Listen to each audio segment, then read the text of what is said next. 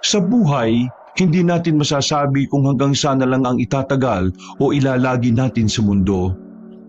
Paano kung isang araw, habang masaya kayong magkasama ng pamilya mo, ay bigla na lamang bawiin ang buhay ng taong mahalaga sa iyo, ang mga magulang mo? Kaya mo bang tuparin ang mga habilin nila lalo na't hindi bukal sa puso mong gawin ang mga yon? Ako nga pala si Antonio. Kabanong mga kabangers at mga kayanggaw. Ito ang aking kwento. Pero bago tayo magsimula, kung maaari sana'y pindutin niyo muna ang subscribe button kung bago pa lang kayo sa channel nating ito.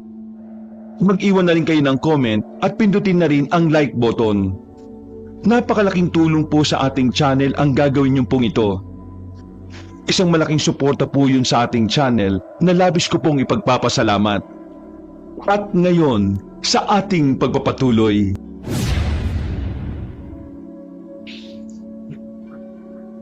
Ay, Antonio! Kanina pa kita hinahanap eh. Nandito ka lang pala. Kasalukuyan akong nasa parlor ng kaibigan ko, Kabanong. Tiyempo na pinapahiran ako ni Berna ng nail polish sa paa. Tay, may pag-uutos po ba kayo? Malapit na po ako matapos dito. Ay, dalintikan ka na naman, Antonio. Kala ko pa naman eh, mamimili ka sa palengke. Ayun pala eh, nandito ka lang sa parlor at puro kalandyan na naman yung ginagawa mo. Man, nanggaling na ho ako sa palengke. Pero dumaan po muna ako dito kasi ang dumi na ng mga paa at kuko ko eh. Ay naka, puro ka nalang kaartehan. Hindi ko na alam kung paanong pangaral pang sasabihin ko sa iyo eh. Hindi ka naman marunong makinig. Tay, huwag niyo na po ako pagalitan. Sige na po, mauna na po kayong umuwi. Susunod na po ako. Eh, nasan ba yung mga pinabili mo? Gutom ng nanay mo. Kaya lulutuin ko na yan. Nandiyan po sa may gilid ng upuan. Ikaw na po bang bahala dyan, Tay? Umuwi ka na kagad ha. Pagkatapos mo dyan. Nang umalis si Tatay Andoy, ay saka lamang ako nakahinga na maluwag. Napatingin naman sa akin ang kababata kong kaibigan na si Berna. Ay, Diyos ko. Muntik na akong atakihin sa puso. Bigla-bigla naman kasing sumusulpot si tatay. Alam na alam ng tatay mo kung saan ka pupuntahan eh, no? Alam naman niya na ito lang ang madalas kong tambayan eh. Wala lang liga ngayon sa basketball court kaya ka nandito. Pero madalas, hindi kita makita. Ha, nagtataka ka pa. Alam mo naman na maraming gwapo sa basketball court, no? Ay naku, landi mo talaga. Sana minarder ko na lang tong kuko mo eh. Ay, yan ang wag na wag mong gagawin. Makakalbo kita kapag nasugat yung kukot daliri ko, no? Eh, ang pangit naman kasi ng daliri mo eh. Ay nako, laitera ka. Pumapangit na lang yan kasi dahil sa kakalakad ko sa araw-araw. Hayaan mo, bibili ako ng lotion para gumanda naman ang paa ko. Nang matapos na ako sa pagpapapedicure ay inabot ko na ang bayad ko kay Berna. Isinukbit ko na rin ang bag ko sa balikat at saka humarap sa malaking salamin na naroon at nagsuklay. Umuwi ka na at baka mapagalitan ka pa ng tatay mo. Ay nako, kung ako lang, gusto ko pang tumambay rito. Nakakainip naman kasi sa bahay namin eh. Kung mamalasin, pipilitin na naman ako ni tatay na turuan at sanayin para marunong daw ako makipaglaban sa mga aswang kagaya nila. Sa naisip ay hindi ko napigilan na umikot ang mga mata ko. Bakit kasi di mo gayahin ng nanay at tatay mo? Ay, pwede ba? Hindi para sa akin ang pakikipaglaban gaya ng ginagawa nila, no? Kung nagkataon na gwapo pa yung aswang, baka imbis na patayin ko eh, baka halikan at yakapin ko pa siya. Naku, kahit kailan talaga, laging umaatake ang pusong babae mo. Nagpapakatotoo lang ako, sis. Saka ang sakit sa katawan kapag nagsasanay kami ni tatay eh. Pakiramdam ko, yun ay kamamatay ko. Magpasalamat ka pa rin dahil kahit ganyan ka, buong puso ka nilang tinanggap. Eh wala naman silang pagpipilian kundi tanggapin ako dahil anak nila ako, no? Ibig ko sabihin, hindi ka binubugbog ng tatay mo kahit na alam na bakla ka. Ha? Takot lang ni tatay na saktan ako kasi ang banta ni nanay sa kanya, lalayasan daw namin si tatay kapag sinaktan ako. Ganon ako kamahal ni Mader. Ang bait nga ng mga magulang mo eh. Kita mo naman at tanyag sila, pati tinuturing na bayani dito sa lugar natin. Ewan ko ba dyan kina tatay kung bakit ang pagpatay ng aswang ang nagustuhan nilang gawin sa buhay nila? Ako, pangarap ko mag-artista o kaya rumampa as model. Ang taas naman pala ng pangarap mo. Oo naman. At ikaw ang kukunin kong make-up, hair artist. Yayaman ka din kagaya ko. Hindi ko naman pinangarap yumaman eh. Sos, magpakatotoo ka nga. Lahat ng tao pangarap yumaman. O siya, uuwi na ako at baka hinahanap na ako nila nanay at tatay. Babush! Habang naglalakad ako pauwi kabanong sa amin, ay may nakasalubong akong ibang kapitbahay namin. Ang iba'y nginingitian at binabati ako, at ganun din naman ako sa kanila. Hanggang sa may makasalubong akong grupo ng mga lalaki. Inirapan ko silang lahat dahil nakakaramdam ako ng imbyerna o inis sa kanila. Narinig ko pa ang isang lalaki na tinawag akong baklita. Hindi ko naman sana yun papansinin dahil sanay na akong tinatawag na bakla, pero ang lubos na ikinaiinis ko ay noong narinig ko pa na nagsalita ang isang lalaki na ang malas daw ng magulang ko dahil nagkaroon sila ng anak na malandi pa sa babae. Sabay-sabay silang nagtawanan, kaya naman matapang ko silang hinarap. Hoy, alam nyo, hindi kasalanan na magulang ko na magkaroon sila ng anak na kagaya ko. Kung malas sa magulang ko sa akin, mas malas sa mga magulang nyo sa inyo. Lalaki nga kayo pero mga batugan at palamunin kayo. Natigil sila sa pagtawa nang marinig nila ang sinabi ko. Nakapamewang pa ako at kinikilati sa mga kuko ko sa kamay. Naggalit ang isang lalaki at mabilis na lumapit sa akin para sana suntukin ako. Pero mabilis din akong nakailag. Ha? Duling ka ba? Hindi tumama suntok mo, kuya. Muling sumugod ang lalaki at kagaya ng nauna ay sinuntok ako nito. Pero lahat ng atake niya ay nagagawa kong ilagan. Humingi na siya ng tulong sa ibang mga kasama kaya sabay-sabay nila akong kinuyog. Bawat lapit nila sa akin ay suntok at sipang iginaganti ko. Hanggang sa bumulugta silang tatlo sa lupa. O ano? Puro lang pala kayo yabang eh. Wala naman pala kayong ibubuga. Oh, yun na yon. Tapos na ba ang laban natin? Pinilit pang tumayo ng isa pero muli lang itong bumagsak. Mukhang napalakas yata ang suntok ko sa panga niya. Ang kanya! Na! Hindi ka ba uuwi? Payang... Napalingon ako kay nanay nang marinig ko itong nagsalita. Agad akong lumapit sa kanya at mabilis na tinakpan ang bibig niya. Umuwi na po tayo, Nay. Pero ano ba nangyari sa kanila? Wala, Nay. Nadapa lang sila. Tutulungan ko nga sana pero bigla kang dumating kaya hayaan na lang natin sila. Akala ko nakikipagbasag ulo ka na. Ay, hindi po ah. Mabait po ako. Saka, hindi ko po sila kayang labanan kung sakali, no? Hinila ko na si nanay para makalayo na kami at makauwi na sa bahay namin.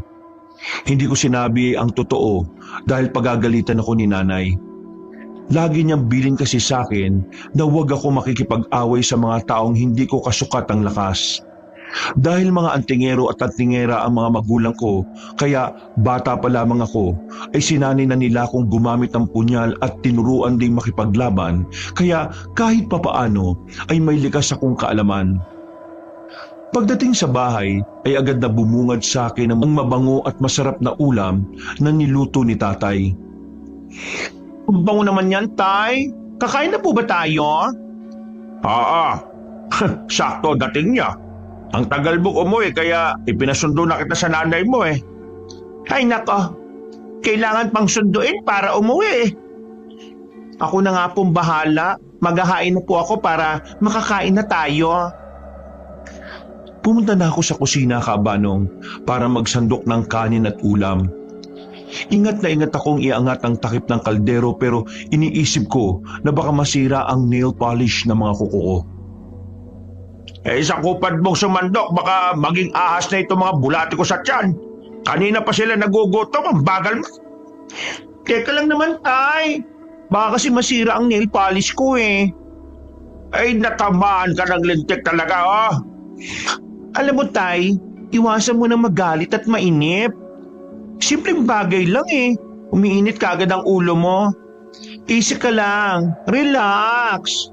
Paano hindi iinit ang ulo ko? Nagkakaedad ka pero mas maarte ka pa sa tunay na babae. Dahil babae naman po kasi talaga ako, Tay. Mali lang ang katawang napasok ng kaluluwa ko. Pero sa isip at puso ko, isa akong babae. Maupo ka na nga para makakain na tayo. Ikaw nang mamuno sa pagdarasal natin. Naupo na ako kaharap ni tatay at nagsimula ng magdasal. Panginoon, Lord, unang-una po ay maraming salamat sa masarap na pagkain na ipinagkaloob mo sa amin ngayong araw. Sana po'y pagpalain niyo po kami sa mga susunod pang araw.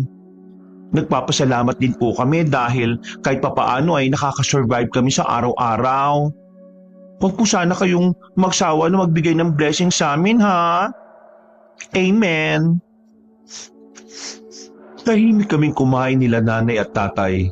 Nang matapos ay si nanay na ang nagpresentang maghugas ng plato. Ako naman ay pumasok muna sa kwarto ko at nahiga. Habang nakahiga ay naririnig ko si tatay na parang may kinukumpuning gamit sa labas. Narinig ko ang malakas na pagpalo niya sa tila bakal.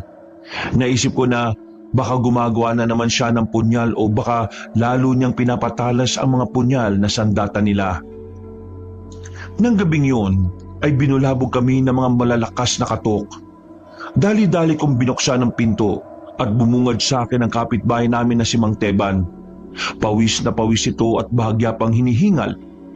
Inalok ko siyang papasukin sa loob ng munti naming bahay pero hinahanap nito sila nanay at tatay. Agad ko naman silang kinatok sa kwarto nila. Bakit ba kami ni-istorbo? Nagdarasal kami ng tatay mo. Nay, nandiyan po si Mang Teban eh. Hinahanap po kayo. Nang marinig yun ni nanay ay nagmamadali itong nagpunta sa sala namin. Nang makita naman ni Mang Teban si nanay ay listo itong tumayo at walang patumpik-tumpik na sinabi na sinugod sila ng aswang na nanggagaya ng katauhan. Ayon kay Mang Teban ay may kumatok sa pinto ng bahay nila. Nang tanungin niya kung sino ito ay sumagot naman ang nasa labas na siya raw si Menard. Sa labis na tuwa at galak ng matanda ay mabilis niyang pinagbuksan ng pamangkin na matagal na hindi bumibisita sa kanila. Ngunit pagbukas niya ng pinto ay hindi si Menard ang naroon kundi isang aswang na nanggagaya ng boses. Bago pa man maisara ni Mang Teba ng pinto ay tinabig niya ang aswang at saka pumasok sa loob. Dumiretso ito sa kwarto ng asawa niya na kasalukuyang nakikipaglaban sa malala at matinding karamdaman. Wala namang laban si Mang Teban kaya tumakbo siya papunta sa bahay namin.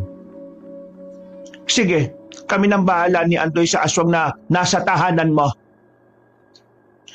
Bago pa sumigaw si nanay ay nakalabas na ng kwarto si tatay. Nakabihis na ito at handa ng makipaglaban. Nakita ko ang punyal nito na nasa bewang. Kagaya ng dati ay nakaramdam na naman ako ng kaba. Sa tuwing makikipaglaban ng mga magulang ko sa kampo ng dilim ay hindi ko maiwasang kabahan at matakot para sa sarili nilang proteksyon at kalagayan. Nay, sumama po kaya ako para may katuwang kayo ni tatay. Hindi na anak, maiwan ka na dito. Samahan mo muna si Mang Teban dito. Pero Nay, natatakot po ako eh. Baka kumapano kayo. Ayos lang kami anak. Yakang-yaka namin ng tatay mo yan. Magtiwala ka lang sa amin. Magdasal ka sa Panginoon na matalo namin sila. Opo, sige po Nay. Mag-iingat po kayo ah. Sige na anak, aalis na kami. Wala na akong nagawa nang lumabas sila nanay at tatay. Naiwan kami ni Mang Teban sa bahay at wala kaming ginawa kundi manalangin. Ilang oras ang lumipas, nakahinga ako ng maluwag nang dumating na ligtas sina nanay at tatay. Mabilis kaming lumapit ni Mang Teban sa kanila. Nay, Tay, kumusta po? Anong nangyari? Natalo namin ang aswang, pero hindi namin nailigtas yung asawa mo, Mang Teban. Nahuli kami ng dating. Pagdating namin sa bahay mo kinakain niya ng asawa mo. Pasensya na. Mukhang gutom na gutom siya. Malaki ang galit sa asawa mo. Kahit anong pagsusumamo ang sabihin namin, ayaw niyang makinig. Ang sagot lang niya ay dapat mamatay si Minda dahil malaki ang naging kasalanan nito sa kanya. Hindi ako agad nakakibo at nakapagsalita sa narinig ng tinura nila nanay at tatay. Paglingon ko kay Mang Teban ay tahimik itong lumuluha. Napalhod pa ito at humihingi ng tawad habang umiiyak. At sinisisi nito ang sarili sa pagkamatay ng minamahal na asawa. Mang Teban, wala naman po kayong kasalanan eh. Naintindihan po namin na naunahan kayo ng takot kaya hindi nyo nailigtas si Aling Minda. Alam po namin na mahirap tanggapin ang lahat pero kagaya ng sabi ni nanay, malaki ang galit ng aswang sa asawa mo. Pinilit kong itayo si Mang Teban pero nanatili pa rin itong nakaluhod habang humahagulgol. Ilang sandali pa ay bigla na lamang itong tumigil sa pag-iyak. Anak, lumayo ka sa kanya. Nay, bakit po? Magsasalita pa sana ako pero biglang tumayo si Mang Teban at nanlilisik ang mga matang nakatingin sa akin. Para itong sinaniban ng dyablo. Galit na galit ito at saka sumugod palapit sa akin. Napatili ako ng malakas at itinakip ko ang dalawang kamay sa mukha ko. Ilang sandali pa ay naramdaman kong tumahimik ang paligid namin. Gulat na gulat ako nang makita ko si Mang Teban na nakahandusay sa sahig habang may nakatarak na punyal sa dibdib nito. Si tatay pala ang sumuksak sa kanya. Hindi na si Mang Teban yan. Iba na kasama mo dito kanina. Paano po nangyari na hindi na yan si Mang Teban, Tay? Hindi naman po siya lumabas at umalis kanina eh. Hindi nagsalita si tatay at seryosong nakatitig lang sa akin. Maya-maya napansin kong nagbabago ang anyo ni Mang Teban. Naging isa itong aswang. Hindi mo siguro napansin na umalis si Mang Teban kanina. Nasalisihan ka ng aswang na yan na ginaya ang katauhan at boses ni Mang Teban. Ganun sila kabibilis. Kaya kung mahina ang pangdama mo, naku, maloloko kanila. Para maniwala ko, ay nagpunta kami sa bahay ni Mang Teban. Doon ay nakita kong matanda na wala pa rin patid sa pagluha habang inaayos sa papag ang luray-luray na katawan ni Aling Minda. Wala itong pakialam sa presensya namin. Basta, abala ito sa ginagawa. Para maintindihan mo, pagkatapos namin patayin ang aswang na pumatay kay Aling Minda, ay nakita namin si Mang Teban na papasok na sa bahay niya. Sinabi na namin sa kanya ang nangyari kaya alam namin na siya ang totoong Teban na naroon. Hindi na kami nagulat nang maabutan namin na kasama mo ang kamukha ni Mang Teban na gumaya sa kanya. Malamang isang aswang yan na may galit din sa amin at balak ang gawa na masama. Humahanap lang yan ng tiyempo. Mabuti na lang at dumating kami kaagad ng tatay mo. Diyos ko po, kung nagkataon, nilapa rin ako ng aswang na yan. Kaya nga lagi naming tinuturo sa iyo na huwag ka magtitiwala sa kahit na kanino. Maraming mapanlinlang sa mundong ginagalawan natin. Kung puro puso ang paiiralin mo, mapapatay ka ng mga aswang na yan. Bakit kasi hindi na lang kayo tumigil ni nanay sa ginagawa nyo? Ayaw nyo po ba ng tahimik na buhay?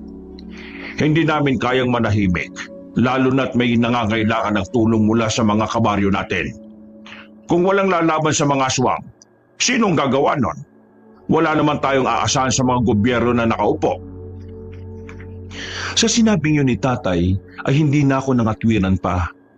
Tumawag na lang kami sa ibang kapitbahay para matulungan si Mang Teban sa bangkay ng asawa niya. Natapos ang gabing yun na hindi pa rin ako matahimik, Kabanong. Paulit-ulit na bumabalik sa utak ko ang nangyari. Habang sila nanay at tatay ay mahimbing nang natutulog sa kabilang kwarto. Kinabukasan ay naisipan kong puntahan si Berna sa parlor nito. Kagaya ng dati, ay dagsa ang mga customer nito na nagpapagubit ng buhok at nagpapalinis ng kuko. Bessie, magsara ka kaya muna para makapagtsikahan tayo. Ay naku, hindi pwede. Kailangan kong kumita ngayon. Bayarin ng tubig at kuryente, no? Nabalitaan mo na ba yung nangyari sa asawa ni Mang Teban? Oo naman. Yun nga ang kanina pa usap-usapan dito sa parlor eh. Nakakaawa siya. Namatay pa ang asawa niya kaya ngayon mag-isa na lang siya sa buhay. Hindi pa sila pinalad magkaroon ng anak kaya sino na mag-aalaga kay Mang Teban lalo na ngayon matanda na rin siya. Di ikaw, pwede ka mag-apply sa kanya bilang caregiver. Gaga, anong alam ko sa pag-aalaga? Dito nga lang sa parlor, hindi na ako magkanda o gaga sa dami ng mga customers ko eh. Sideline rin naman yon, no? Ayaw mo? Bakit hindi ikaw? Wala ka namang ginagawa sa inyo. Ano ginagawa? Abala ako para magsanay, no? Kaya pala, binugbog mo yung 3 lalaki kahapon. Ay, nagsumbong ba sila sa'yo? Mga siraulo yun eh. Sila na nga ang nauna. Ipinalabas pa na ako ang nambugbog sa kanila. Kapag nakasulubong ko sila uli, bubugbugin ko uli sila. Nakwento lang naman ng isa nakakita sa inyo kahapon. Hindi naman niya pinagkakalat. Sa akin lang nakwento. Ang tatalim kasi ng mga dila nila eh. Kung dala ko yung punyal na ginagamit ni tatay, nako, baka hindi na sila makapagsalita dahil puputulin ko talaga yung mga dila nila. Kainis sila ah. Oh, relax ka lang. Ang mabuti pa bumili ka na ng Coke dyan sa tindahan para lumamig ang ulo mo. Kailangan ko rin yan para lumakas ako eh. Pakiramdam ko bumabagsak na yung sugar ko eh. Lumabas ako kabanong at pumunta sa tindahan para bumili. Habang namimili ako ng mga tinapay at chichirya, narinig ko naman na pinag-uusapan ng mga chismosa ang tungkol sa pagamatay ni Aling Minda. Sa sulok ng mga mata ko ay nakikita ko sila na nagbubulungan habang pasulyap-sulyap sa akin. Ay, alam nyo, tumulong lang ang nanay at tatay ko pero hindi nila pinabayaan si Aling Minda. Sala nyo, hindi ko naririnig yung mga pinag-uusapan nyo. Kung kayo kaya ang lumaban sa mga aswang, para kahit papano may naitutulong kayo dito sa baryo natin.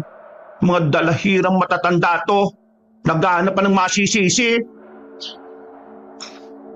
Biglang umalis ang 2 matandang nagbubulungan. Nang makabili na ako, ay humahaba ang muso ko na bumalik sa parlor. Oh, ano nangyari sa'yo? Pinabili lang kita sa tindahan, nakasambakol na naman yung mukha mo. Paano? Visit kasi yung mga chismosa sa tindahan eh. Pinarinig pa talaga nila sa akin na pinabayaan daw nila nanay at tatay si Aling Minda, kaya nakain ng aswang. Sino bang may gusto na mamatay siya? Hindi naman nila alam ang buong kwento. Naghanap pa ng masisisi. Para namang hindi ka na nasanay dito sa lugar natin.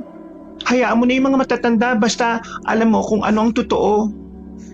Aba, huwag silang hihingi ng tulong sa amin ha, kapag nangailangan sila. Talagang pababayaan ko silang lapain ng mga aswang. Ako, naiimbierna talaga ako. Tumawa na lang si Berna at ako'y naupo sa sulok habang umiinom ng Coke at kumakain ng chichirya.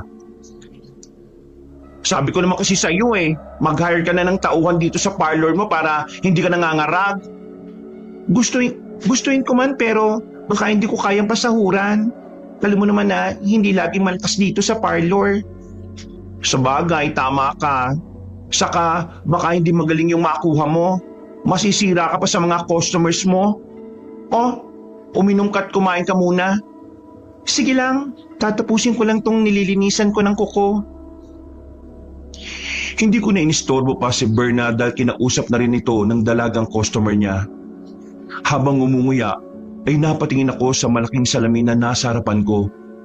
Napansin ko kasi ang may edad na lalaki na nakatayo sa labas at nakatingin din sa salamin at ako ang tinitingnan.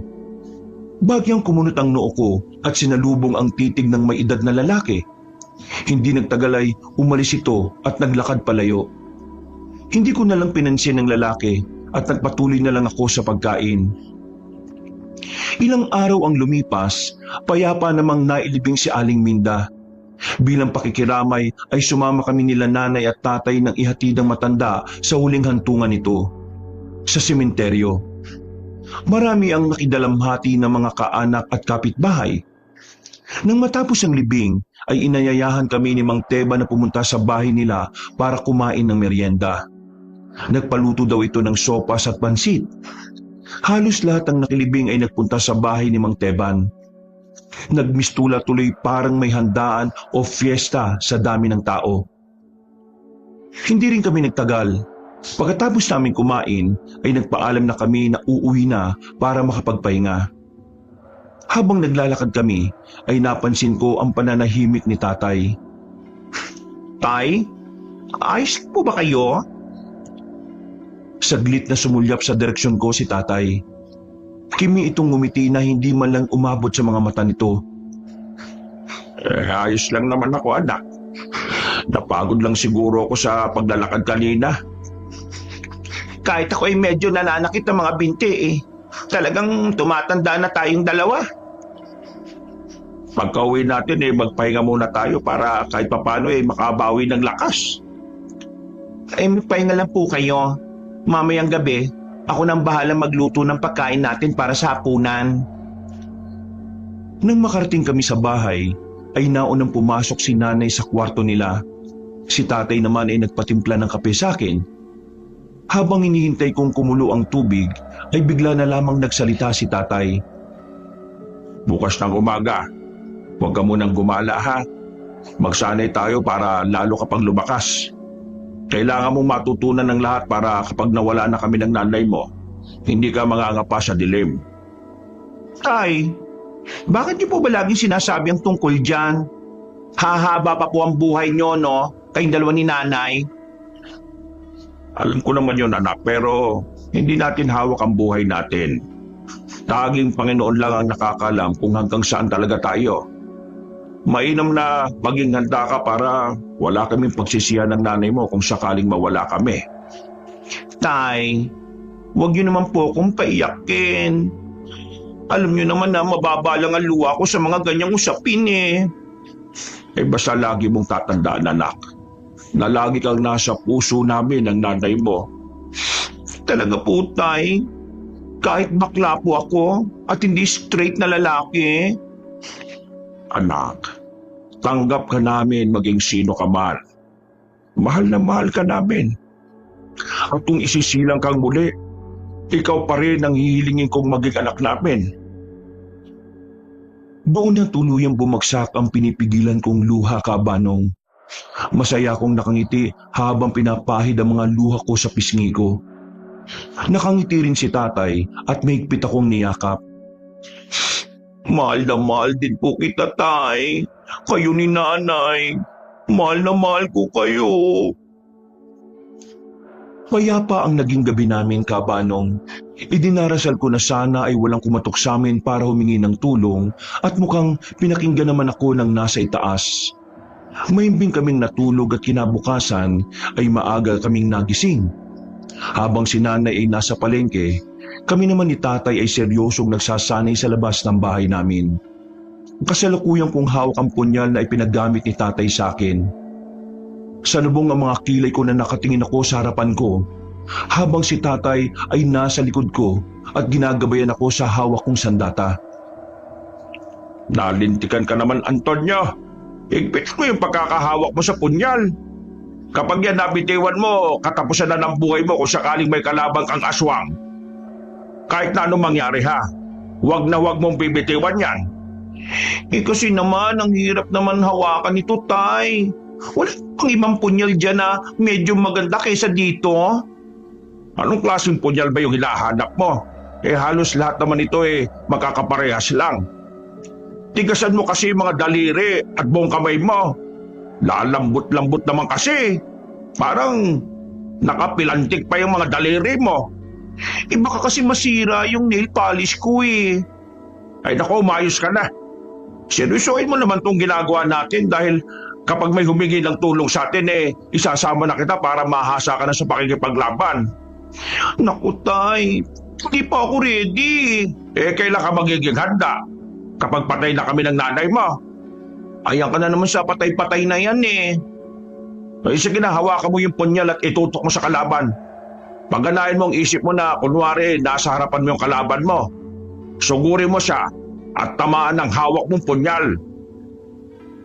Wala ako ng malalim na hininga saka ko sinunod ang utos ni Tatay Kabanong. Mabilis akong tumakbo at winasiwas ng hawak kong punyal ng kalaban na hindi nakikita. Hindi pa ako nakontento at sumipa pa ako sa ere.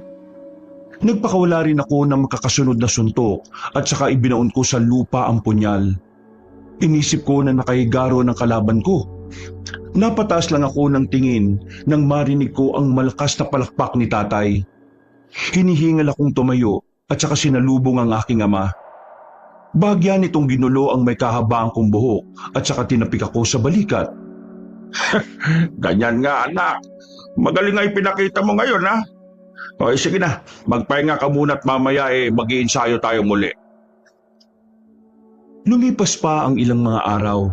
Naging punong abala ko sa palagiang pag-iensayo namin ni Nanay at Tatay. Parang ito na ang naging bonding naming pamilya. Kahit na nakakaramdam ako ng pagod ay pinili kong huwag magreklamo lalo na kapag nakikita kong masaya ang aking mga magulang. Hindi matatawaran ang mga ngiti nila sa labi at pakiramdam ko ay proud na proud ako sa sarili ko. Akala ko ay puro saya lang ang mararanasan namin hanggang dumating ang isang gabi. Bilog ang buwan ng gabing yon at parang kulay pula ang ulap sa kalangitan. Sabi ni Tatay ay simbolo yon ng dugo. Isang nagbabadyang madugong laban o madugong pakikipagdigmaan laban sa kampo ng dilim. Nahintakutan ako pero hindi ko ipinahalata sa kanila habang tahimik kaming nasa loob ng bahay. Nakikiramdam sa maaaring mangyari sa labas nang biglang nabasag ang aming katahimikan sa malakas na alulong ng isang asong lobo sa tuktok ng kabundukan. Walang kibo na tumayo sina Nanay at Tatay. Nagkanya-kanya silang hawak at kuha sa mga punyal nila. Bago lumabas ay lumud pa sila sa harapan ng altar at saglit na nagdasal. Manatili ka lamang dito ha. Hintayin mo kami ng nanay mo. Pero gusto ko bang sumama sa inyo, Tay? Lubang mapanganib ang gabing ito, kaya hindi ka pwedeng sumama. Pag na matigas ang ulo mo, anak, sumunod ka na lang sa amin ng tatay mo. Hintayin mo kami, tuwi rin kami. Ayaw ko mapag-isa dito eh. Parang awa nyo na, Nay. Isama nyo na lang po ako. Nagkatinginan sila Nanay at Tatay saka nag-aalala ang mukhang tumingin sa akin. Naniniwala ako sa kakayahan mo, anak. Ito na siguro ang tamang panahon para masubukan mo ang natutunan mo. Maraming salamat po, Nay. Hindi ko po kayo bibiguin. Lalabanan ko ang lahat ng kampo ng dilim na yan. O sige, tara na. Kailangan nating makita mga malalakas na aswang na gumagala dito sa baryo natin. Baka may mabiktima na sila. Lumabas na kaming tatlo ng bahay namin. Habang naglalakad ay alam kong nakikiramdam sila Nanay at Tatay sa paligid. Tay, may tanong po ako. Paano niyo nalaman na may darating na panganib ngayong gabi kahit na wala namang nagsasabi sa inyo? Palatanda na namin ang kabilugan ng buwan at ang pulang ulap. Kapag pumula ang ulap at ang buwan, nagbabadya ng masamang pagitain, lalo na't madalang naman niyang lumabas o magpakita. Oo nga. Bakit na kaya naging ganyan ang kulay ng langit? Mahirap ding ipaliwanag dahil maraming kakatwa at kakaibang nangyayari dito sa mundo ng mga tao. Hindi naman lahat sakop ng ating kaalaman at kaisipan. Basta ang sabi ng ama at lolo ko dati, kapag pumula ang ulap at buwan, kailangang maging alisto at lumaban. Wag na kayo maingay. Nararamdaman ko na sila. Mukhang malalakas sila ngayon. Sa sinabi yun ni Nanay ay nakaramdam ako ng magkahalong kaba at takot, Kabanong. Yun ang unang beses na makikipagsagupaan ako sa mga aswang. Kahit malamig ang simoy ng hangin, ay binabalutan pa rin ako ng pangamba. Pinapawisan ako ng malamig at bagyang nanginginig ang mga daliri at kalamnan ko. Maya-maya, biglang sumigaw si Nanay kaya napatingin ako sa harapan namin na may masukal na kakahuyan. Mula roon ay kitang-kita ko ang maraming pares ng mapupulang mga mata na tila nakatitig at nagbabantay sa amin. Ilang sandali pa ay may 4 na asong lobo na lumabas mula roon. Agad na iwinasiwas nila nanay at tatay ang mga hawak nilang punyal. Kitang-kita ko kung paano nila gilitan ng leeg ang mababangis na mga asong lobo. Nak, kumitin mo ang punyal mo. Kapag naunahan ka nila ikaw ang kakainin at lalapain nila. Ay, Diyos ko naman, parang hindi ko kaya pumatay ng hayop. Hindi ordinaryong hayop ang mga yan. Mga aswang yan nagkatawang asong lobo. Kaya lumabang ka. Lumayo kayo sa akin. Pangit na asong lobo. Panay ang tiliko ng mga sandaling yon, Kabanong. Inatake ako ng isang asong lobo kaya napaupo ko sa lupa habang ang asong lobo ay tila nakangisi sa akin. Mapupula ang mga mata nito at unti-unting lumalapit sa kinasadlakan ko. Shoo! Lumayo ka! Sige, kapag lumapit ka, lalaslasing ko talaga yung mataba at mabalahibo mong leeg. Hindi nakinig ang asong lobo sa pananakot ko sa kanya. Nakita kong tumalo nito at akma kong dadambahin. Nanlaki ang mga mata ko sa labis na takot kaya naitaas ko ang isang kamay ko na may hawak ng punyal. Nakagaging langit! Ayaw ko patay! Bigla kong idinilat ang mga mata ko at nagulat pa ako nang makita ko na nakatusok na ang punyal sa leeg ng asong lobo. Tumatagas ang duguron at dumaloy sa kamay at braso ko. Chi! Stopo! Hindi ko sinasadya. Patawarin mo ko. Ang kulit mo kasi. Ayan tuloy. Nasaksak at napatay kita. Ha? Nalintikan ka naman, Antonio. Tumayo ka riyan at tulungan mo kami ng nanay mong makipaglaban. Nang makita ko na napapaligiran sila nanay at tatay ng mga asong lobo, ay agad akong tumayo. Magkakatalikuran kaming 3 habang hawak ang mga punyal namin. May 6 na asong lobo na pinapalibutan kami. Pinatalas ko ang aking mga mata. Nakikiramdam sa mga susugod. Kailangan ko nang maging alerto at seryoso sa oras na yon dahil buhay namin ang nakasalalay. Kaligtasan namin ang nakataya. Nang tumulo ng mga asong lobo ng sabay-sabay, ay walang habas na nilaslas namin ang katawan at mukha nila gamit ang matatalas naming punyal. Nang bumagsak silang lahat, ay saka ako nakahinga na maluwag. Hay, salamat at naubos natin sila. Huwag ka munang magsaya dahil nagsisimula pa lang ang tunay na laban. Warm up pa lang yung kanina. No? Warm up pa lang yun, Tay? Alagad pa lang ng pinuno nila mga asong lobo na yan. Magsasalita pa sana ako, pero biglang lumabas mula sa dilim ang isang nakakatakot at malaking nilalang na ni sa panaginip ay hindi ko pinangarap makita. Narito pa lang kinatatakutan at bantog ng mga kasawang antingero at antingera. Ha! Ikinagagalak ko kayo makilala. Hindi namin ikinagagalak na makilala at makita ka. Masyado ka namang malupit magsalita. Ganyan ka ba bumati sa iyong mga kaaway? Hindi naman kailangan maging mabay sa kagaya nyo Kung ganon, tapusin na natin kaagad ang labang ito. Tatapusin kita, tago mawala ang pulang buwan at ulap sa langit. Kinumpas ni Gaspar ang kamay sa ere at saka naglabasan mula sa likod nito ang iba't ibang uri ng mga aswang. Napatili ako ng malakas nang lumapit sa akin ang 2. Hinawakan ako ng isa sa magkabilang braso kaya naman hindi ko maiwasiwas ang hawak kong sandata. Ang isa naman ay tumutulo pa ang laway at muntik na akong sagpangin. Napadilat ako ng mga mata nang makita ko si nanay na ginigilitan sa batok ang aswang na muntik kumagat sa akin. Doon ay nabuhayan ako ng loob at bigla kong ipiniksi ng malakas ang mga braso ko. Napitiwan ako ng aswang na may hawak sa akin at saka ko siya sinaksak sa dibdib. Tiningnan ko sila nanay at tatay na abala sa pakikipaglaban sa mga aswang. Tumulong din ako. Wala akong pinipili. Kung sino ang makita ko ay pinapatay ko. Hanggang sa naramdaman ko na may sumuntok sa likod ko. Natamaan ako sa spinal cord kaya naman bigla kong bumagsak sa lupa. Mahinang nilalang! Anak ka ba talaga ng bantog na antingera at antingero? Bakit parang wala kang lakas? Isipin lang. Antonio, anak! Ayos ka lang ba? Saglit na lumingon si tatay sa akin habang patuloy itong nakikipaglaban sa mga aswang. Anak, kaya mo ba tumaya? Ayos lang po ako, Nay, Tay.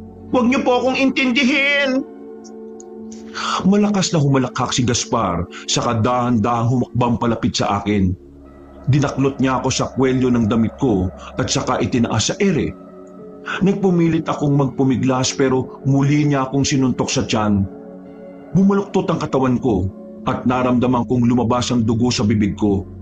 Humawak ako sa kamay ni Gaspar para bitiwan niya ako pero ibinato niya ako at tumama ako sa katawan ng puno. Tigilan mo anak natin! Walang pagdadalawang isip na sumugod si nanay kay Gaspar, pero hindi nito ininda ang bawat atake ni nanay. Isang atake pa ang ginawa ni nanay at nahawakan ni Gaspar ang kamay niya na may hawak ng punyal. Kahit anong lakas ni nanay ay nanaig pa rin ang lakas ng lalaking si Gaspar. Naagaw nito ang punyal at saka walang habas ang ginilitan si nanay sa leeg. Sonia! Sonia! Humalakhak ng malakas si Gaspar habang nakikita na walang patid ang pagsirit ng dugo mula sa lieg ni nanay. Wala akong magawa dahil sa sakit ng katawan na natamo ko. Hindi ako makagalaw man lang. Pakiramdam ko ay nagkabali-bali ang mga buto ko. Narinig ko na humahagulgol ng iyak si tatay. Nakita ko siya nakalong si nanay habang tinatakpan ng lieg nito pero hindi yun nakatulong para hindi bumulwak ang maraming dugo. Ikaw na ang bahala sa anak natin. Huwag mo siyang pabayaan. Maraming salamat sa lahat ng pagmamahal mo. Mahal kong asawa. Huwag mo kong iwan, Sonia. Parang awa mo na. Idilat mo ang mga mata mo. Ha! Paano ba yan? Napatay ko ang pinakamamahal mong asawa. Galit na galit ka na ba yan? Hayop ka. Mananagot ka sa ginawa mong pagpatay sa asawa ko. Uy! Gusto ko yan!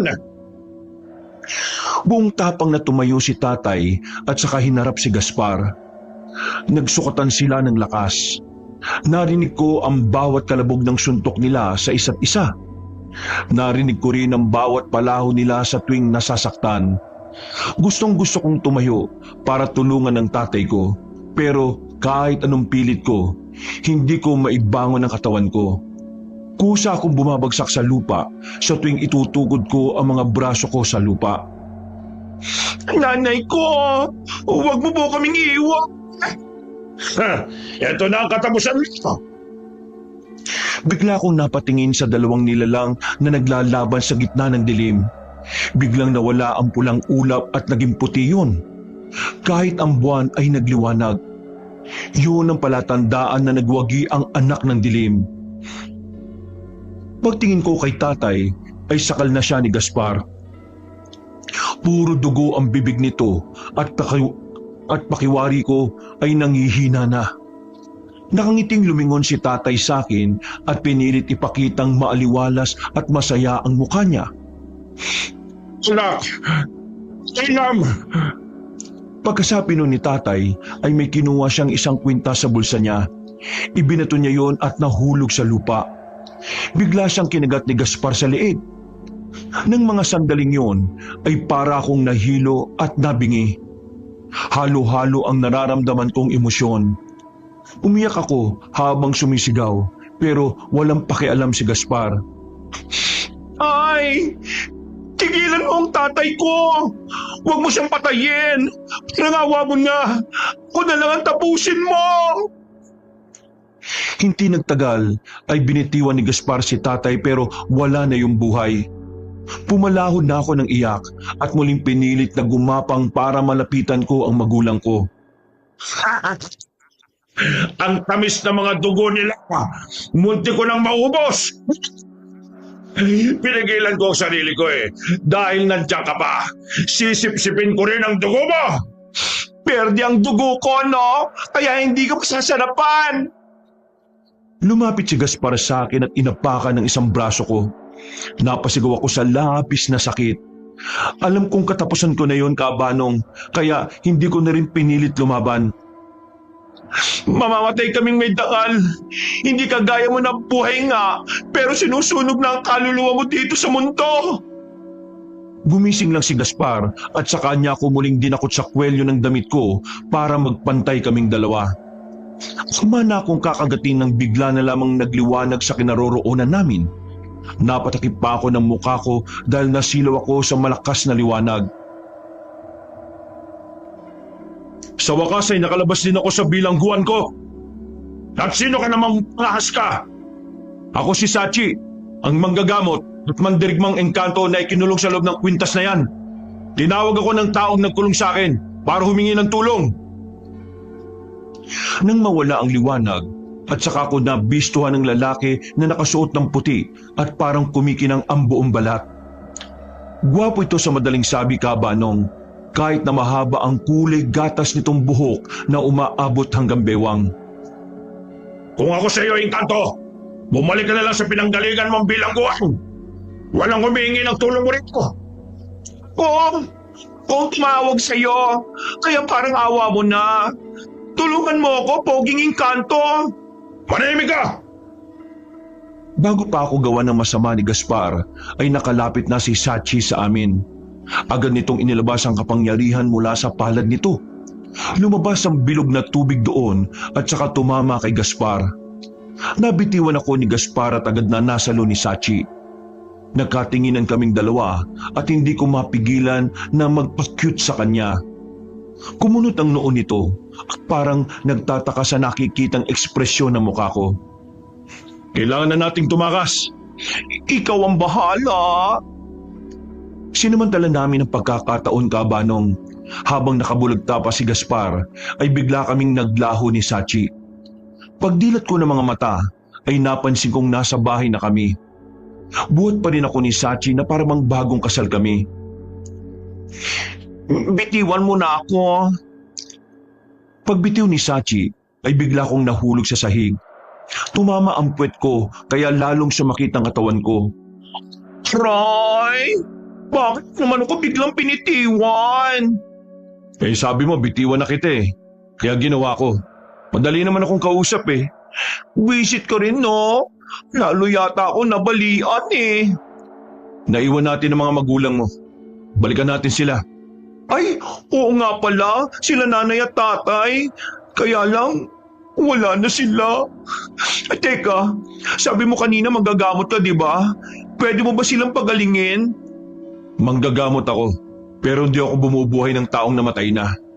Eh namatay sila, wala man lang ako nagawa para tulungan sila.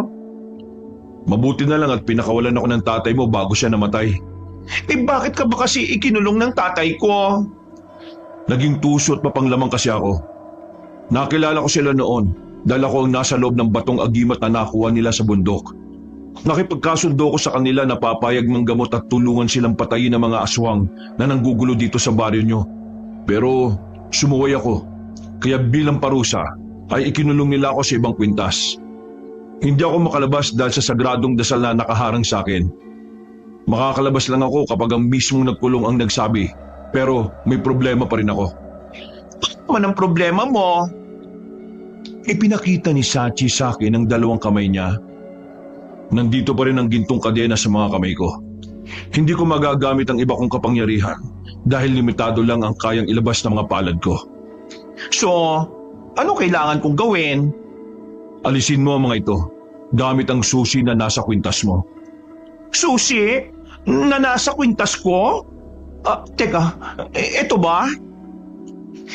Hinawakan ko ang kwintas na may pendant na susi. Akala ko noon ay regalo lang ito ni tatay sa akin. Oo, yan nga. Kalagan mo na ako ngayon din. Tinitigan ko si Sachi at nakita ko sa mukha niya na desperado siyang maalis ang gintong kadena sa mga kamay nito. Pero biglang may pumasok na ideya sa utak ko. Ay, ayoko nga. Alukohin mo lang din ako kagaya ng ginawa mo sa mga magulang ko dati. Sa tingin mo ba yung magagawa ko yun sa'yo? Tinulungan nga kita kanina eh. Kung hindi ako lumabas, malamang kasama ka na ng mga magulang mo na namatay. Teka, Pag-iisipan ko muna kung pakakawalan kita o hindi. Sa ngayon, magtiis ka na muna dyan sa gintong kadena mo. Matalino ka rin kagaya ng mga magulang mo. Hoy, narinig ko yan. Hindi naman nila ako tinuruan maging panga at mangmang, no? Saka, may ibibigay akong mga kondisyon bago ko alisin ang kadena mo. Sa ngayon, pag-iisipan ko muna. Sige, ikaw ang bahala. Wala naman ako magagawa kundi sumunod sa iyo. Bumalik na muna tayo kung saan ang labi ng mga magulang ko. Kailangan ko silang ilibing na maayos. Sa isang iglap, ay naroon na kami ni Sachi sa masukal na kakahuyan kung saan nagtapos ang buhay ng aking pinakamamahal na magulang. Hindi ko napigilang pumalaho ng iyak sa harapan nilang dalawa. Isa-isa ko silang kinalong at walang humpay na sigaw na malakas. Si Sachi ay nakatayo lang sa likod at nagmamasid sa akin. Hindi ko na pinatagal ang burol ng aking mga magulang, Kabanong. Tama na sa akin yung nagpunta ang lahat ng kababaryo namin, lalo na ang mga pamilya na natulungan nila noon laban sa mga aswang. Bumaha ng mga donasyon at tulong kaya naman maayos kong naipalibing ang aking nanay at tatay. Sa araw mismo ng libing nila ay hindi na ako umiyak. Pero sa isip ko ay isinumpa ko sa harap ng libingan nila na igaganti ko ang pagkamatay nila. Papatayin ko si Gaspar na siyang walang awang pumatay sa kanila. Walang puwang ang awa sa puso ko ng mga oras na yon, Kabanong. At si Sachi na ang gagamitin ko para maisakatuparan ko ang plano ko. Nang makauwi ako sa bahay, ay nakabibinging katahimikan ng sumalubong sa akin. Nasa pinto pa lamang ako, ay naalala ko si nanay na masayang nakangiti sa akin habang nakaupo sa sala at si tatay naman ay abalang nagluluto sa munti naming kusina. Mabibigat ang mga paa ko na humakbang papasok sa loob, Kabanong. Ipinatong ko sa altar namin ang 2 litrato nila. Sorry po, Nay, Tay. Dahil wala akong nagawa nung gabing yon. Isinusumpa ako. Ipagpapatuloy ko ang pagsasanay, wawakasan ko rin ang buhay ni Gaspar. Doble na kamatayan na natamo ninyo. Si Gaspar ba? Ang malakas at kilalang pinuno ng mga aswang na nabubuhay rito sa baryo ninyo? Ang alam ko, dati na yung kaaway ng mga magulang mo. Bigla lang yan nawala at nanahimik. Siguro nagpalakas pa siya ng husto dahil pinaghandaan niya ang muling paghaharap nila ng mga magulang mo. Ngayon nagtagumpay siyang patayin ng mortal niyang kaaway. Magsaya na siya ngayon dahil malapit ang magwakas ang paghahari niya rito sa baryo namin. Hindi ako titigil hanggat hindi ko siya napapatay. Hindi mo siya mapapatay kung ganyan lang ang kakayahan mo. Hindi lang punya lang makakatapos sa kanya. Kung ganon, anong dapat kong gamitin? Tulungan mo naman ako. Handa akong tulungan ka. Basta ipangako mo na kapag natapos kitang tulungan na mapuksa at matalo si Gaspar, ay hahayaan mo na akong tuluyang makalaya. Sige, papayag ako. Yan na ang magiging kasunduan nating dalawa. Hoy, Tita! Nandiyan ka na ba? Nakauwi ka na ba? Bigla akong napatingin sa pinto ng bahay ko. Hindi ko naisara ang pinto kaya agad na bumungad si Berna. Tiningnan ko si Sachi pero para itong bula na biglang pumutok. Dapat kanina pa ako Kaya lang bumili ako ng pagkain para kako huwag ka na magluto. Alam kong ilang araw kang puyat at pagod Pwede ba akong pumasok? Ha? Oo naman. Tara, pasok ka. Sino ba nakausap mo? Narinig ko kasi na parang may kinakausap ka kanina. Wala yon. Yung mga litrato nila nanay at tatay ang kinakausap ko. Teka, ano ba yung binili mo? Dapat hindi ka na nag-abala pa Hayaan mo na. Ikaw lang naman nang inaalala ko Bumili lang ako ng lutong ulam at mga tinapay. Bahala ka na kung anong gusto mong kainin sa mga yan. Basta, huwag ka magpapagutom Ay, maraming salamat Berna Nakaka-touch naman. Hinawakan ni Berna ang 2 kamay ko at bahagya yung pinisil. Alam kong hindi madali ang pinagdaraanan mo ngayon. Lagi mo lang tatandaan na nandito ako. Handang damayan ka sa lahat ng oras. Pwede mo akong sumbungan ng lahat ng lungkot at problema mo. Alam mo, sis, mabuti na lang talaga nandyan ka. Maraming salamat ulit Ngayon na ako malungkot pero darating naman ang tamang panahon na magiging maayos ako. O paano? Hindi na ako magtatagal para makapagpahinga ka na. Hoy, anytime ha. Welcome ka sa parlor ko. Sige, kapag hindi na ako busy, dadalawin na lang kita sa parlor mo. O paano, mauna na ako? Ingat ka dito lagi ha. Nang makalis si Berna, ay saka muling lumabas si Sachi. Nagulat pa ako nang makita na siyang nasa tabi ko. Ang bait naman pala ng kaibigan mo. Ay oo, mabait talaga yung si Berna. Matalik kong kaibigan yan eh. Hindi ako pwede magpakita sa ibang tao eh. Tanging sa iyo lamang ako pwede magpakita. Okay na rin yun. Kasi matatakot sila sa'yo kapag nakita ka. O sige, magpahinga ka na muna. Ako magtatago muna. Hindi na ako nakapagsalita dahil mabilis na nawala si Sachi. Kahit saan ako tumingin ay hindi ko na siya nakita. Kinabukasan ay maaga akong nagising. Kasabay ng pagtilaok ng manok ay nagsimula na akong magsanay. Inaalala ko ang lahat ng itinuro nila nanay at tatay sa akin. Lahat ng punyal na naiwan na ginagamit nila sa pakikipaglaban ay isa-isa kong pinag-aralan. Bawat isa kasi ay magkakaiba ng paraan ng paghawak at paggamit. Tirik na ang araw, patuloy pa rin ako sa pagsasanay.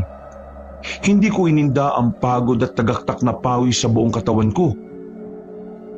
Mas gusto kong pagurin ang sarili ko dahil kapag hindi abala ang utak ko, maaalala ko lang sila nanay at tatay. At maiiyak na naman ako.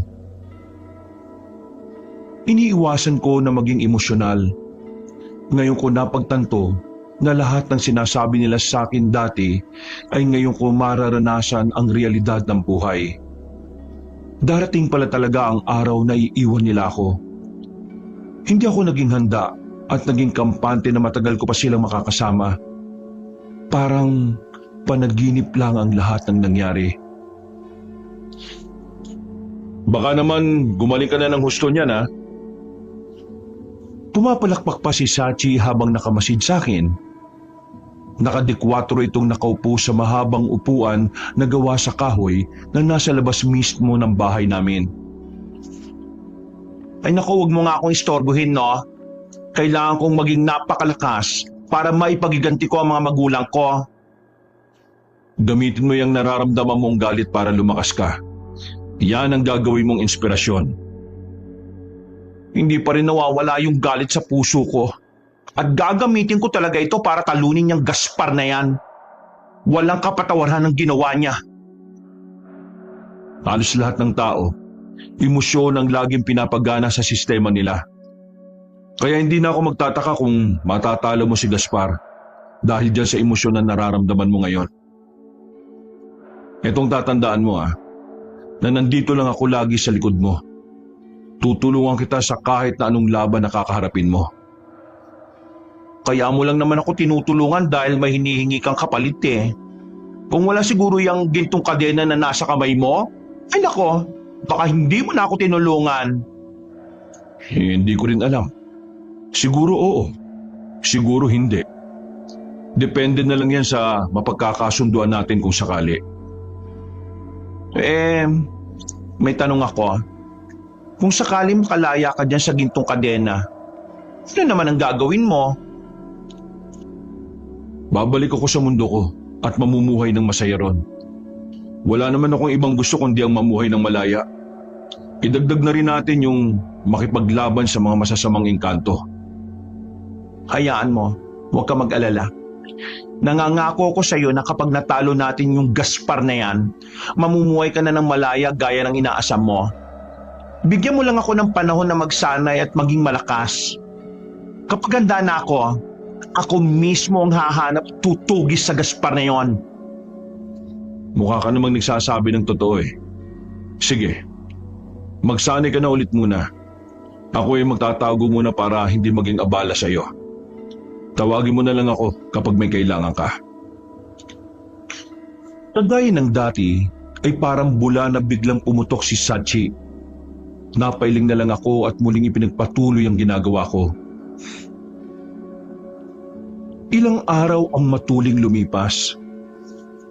Wala pa rin akong humpay sa pagsasanay. Halos nakakabisado at nagagamay ko na rin ang paghawak at paggamit ko ng punyal. Hindi ko sinasabi kay Sachi ang nararamdaman ko pero sa loob-loob ko ay napakasaya ko dahil alam ko na kung nandito sila nanay at tatay ay tiyak na matutuwa rin sila.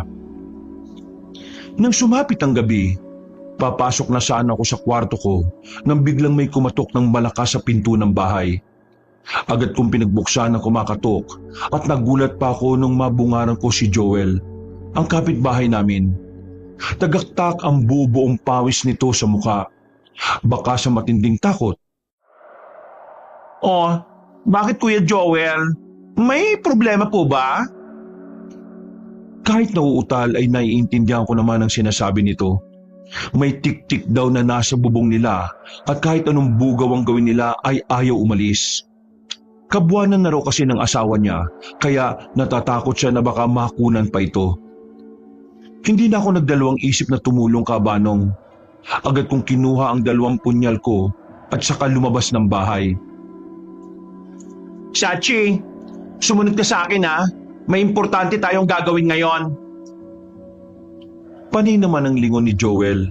Hindi to nakikita kaya tinatanong niya sa akin kung sino si Sachi.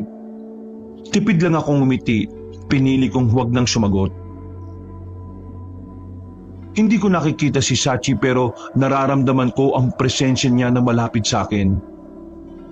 Nang makarating kami sa bahay ni Kuya Joel, ay napansin kong tahimik na ang buong kabahayan. Ay, saan na nagpunta yung basic na tik-tik na yan? Ang sagot ni Kuya Joel ay hindi niya alam.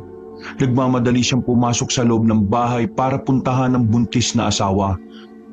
Sumunod ako at laking pasalamat ko nang makita ang babae na nasa maayos na kalagayan. Marahang naglakad ang babae. Sa laki ng tiyan nito ay hirap nang lumakad.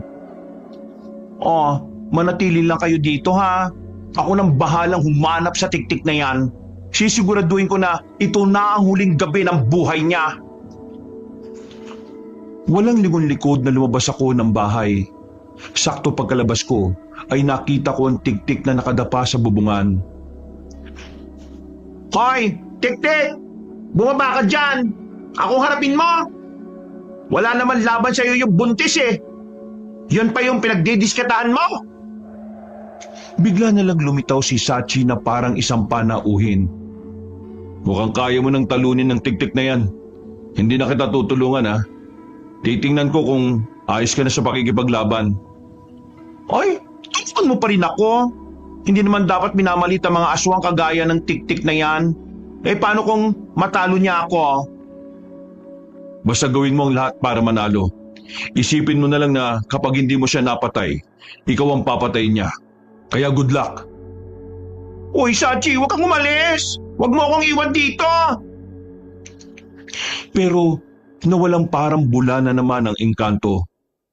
Bisit na bisit ako sa mga oras na yon, Kabanong. Hindi ko na pinagtuunan ng pansin si Sachi dahil biglang sumugod ang tik-tik sa akin. Halatang gutom ito dahil halos kita na ang mga buto sa ribs at katawan. Sumugod siya sa akin saka ako kinalbot gamit ang matutulis niyang kuko. Umatras ako at mabilis na nakailag at nakatalon. Muntik pa akong bumagsak ng paiga sa lupa. Mabuti na lang ay naitukod ko ang isang palad ko sa lupa saka umikot sa ere para makatayo. Grabe, muntik na ako doon ha. Lecheng pangit na aswang na to. Kung nagkataon nasira ang beauty ko. Ngumisi ang aswang sa akin saka muling ipinagaspas ang pakpak. Lumipad siya pasugod sa akin at sunod-sunod akong inatake gamit ang 2 kamay nito na may matutulis na kuko. Bawat atake niya sa akin ay ang hawak kong punyal ang ipinagsasangga ko. hanggang maputo lang lahat ng matutulis niyang kuko. Oh, paano ba yan? Wala ka ng sandata. Ngayon, ko naman. Sumugod ako sa tiktik at ilang beses na sinubukan na saksakin ang hawak kong punyal, kaya lang puro daplis lang ang nagagawa ko sa kanya. Hinawakan ako ng tiktik at isinamang ilipad sa himpapawid. Nalula ako nang mapatingin ako sa ibaba. Bruha ka! Kapag nahulog ko, sinasabi ko talaga sa'yo, pagsisisiyan mo ng triple ang ginawa mo sa akin. Hawak ako ng tiktik sa magkabilang braso habang ako'y nakakapit sa balikat niya. Sachi! Tulungan mo ako! Tawa mo na! Ayaw ko pamatay! Nakita ko si Sachi na nakatayo sa lupa habang nakatingala sa akin. Pinapanood lang nito ang paglipad namin ng tiktik. Ilang sandali pa ay hinulog ako ng aswang sa bubong ng bahay ni Kuya Joel. Napaigik ako sa sakit nang tumama ang likod ko sa bubong. Kung hindi yun matibay ay baka nabutas yun at nahulog ako sa loob ng bahay. Wisit kang engkanto ka! Wala ka talagang balak tulungan ako! Pinilit kong tumayo at saka hinintay na muli akong lusubin ng tiktik. Nang papalipit na ito sa akin, ay saka ko ibinato ang hawak kong punyal. Saktong tumama yun sa dibdib ng tiktik at parang papel ito na bumaba sa lupa. At parang papel ito na bumagsak sa lupa. Mula sa bubong na kinatatayuan ko, ay tumalon ako sa lupa. Binunot ko ang punyal na nakatarak pa rin sa dibdib ng tiktik at walang sabi-sabi na nilaslas ko ang leg niya. Walang buhay ang tiktik na nakahandusay sa lupa. Narinig kong pumapalakpak si Sachi mula sa likod ko. Humarap ako sa kanya at marahang lumapit saka ko hinawakan ng gintong kadena na nasa mga kamay niya. Hinila ko yung pababa ng ubod lakas kaya napasubsob si Sachi sa lupa. Maang itong napatingin sa akin. Ano bang? Sa susunod na hindi mo ako tulungan, hindi lang yan ang gagawin ko sa'yo. Huwag mong hintayin na magbago ang isip ko na alisin ang gintong kadena sa mga kamay mo. Huwag mo ring hintayin na ikulong kita muli sa kwintas at tarangan ng sagradong dasal. Kapag ginawa ko yon, hindi na kita pakakawalan. At kahit mamatay ako, hindi pa rin kita pakakawalan. Kaya habang buhay ka nang makukulong sa loob ng kwintas. Naintindihan mo? Oo, naintindihan ko. Mahal na Reyna. Ha? Anong tinawag mo sa akin? Mahal na Reyna.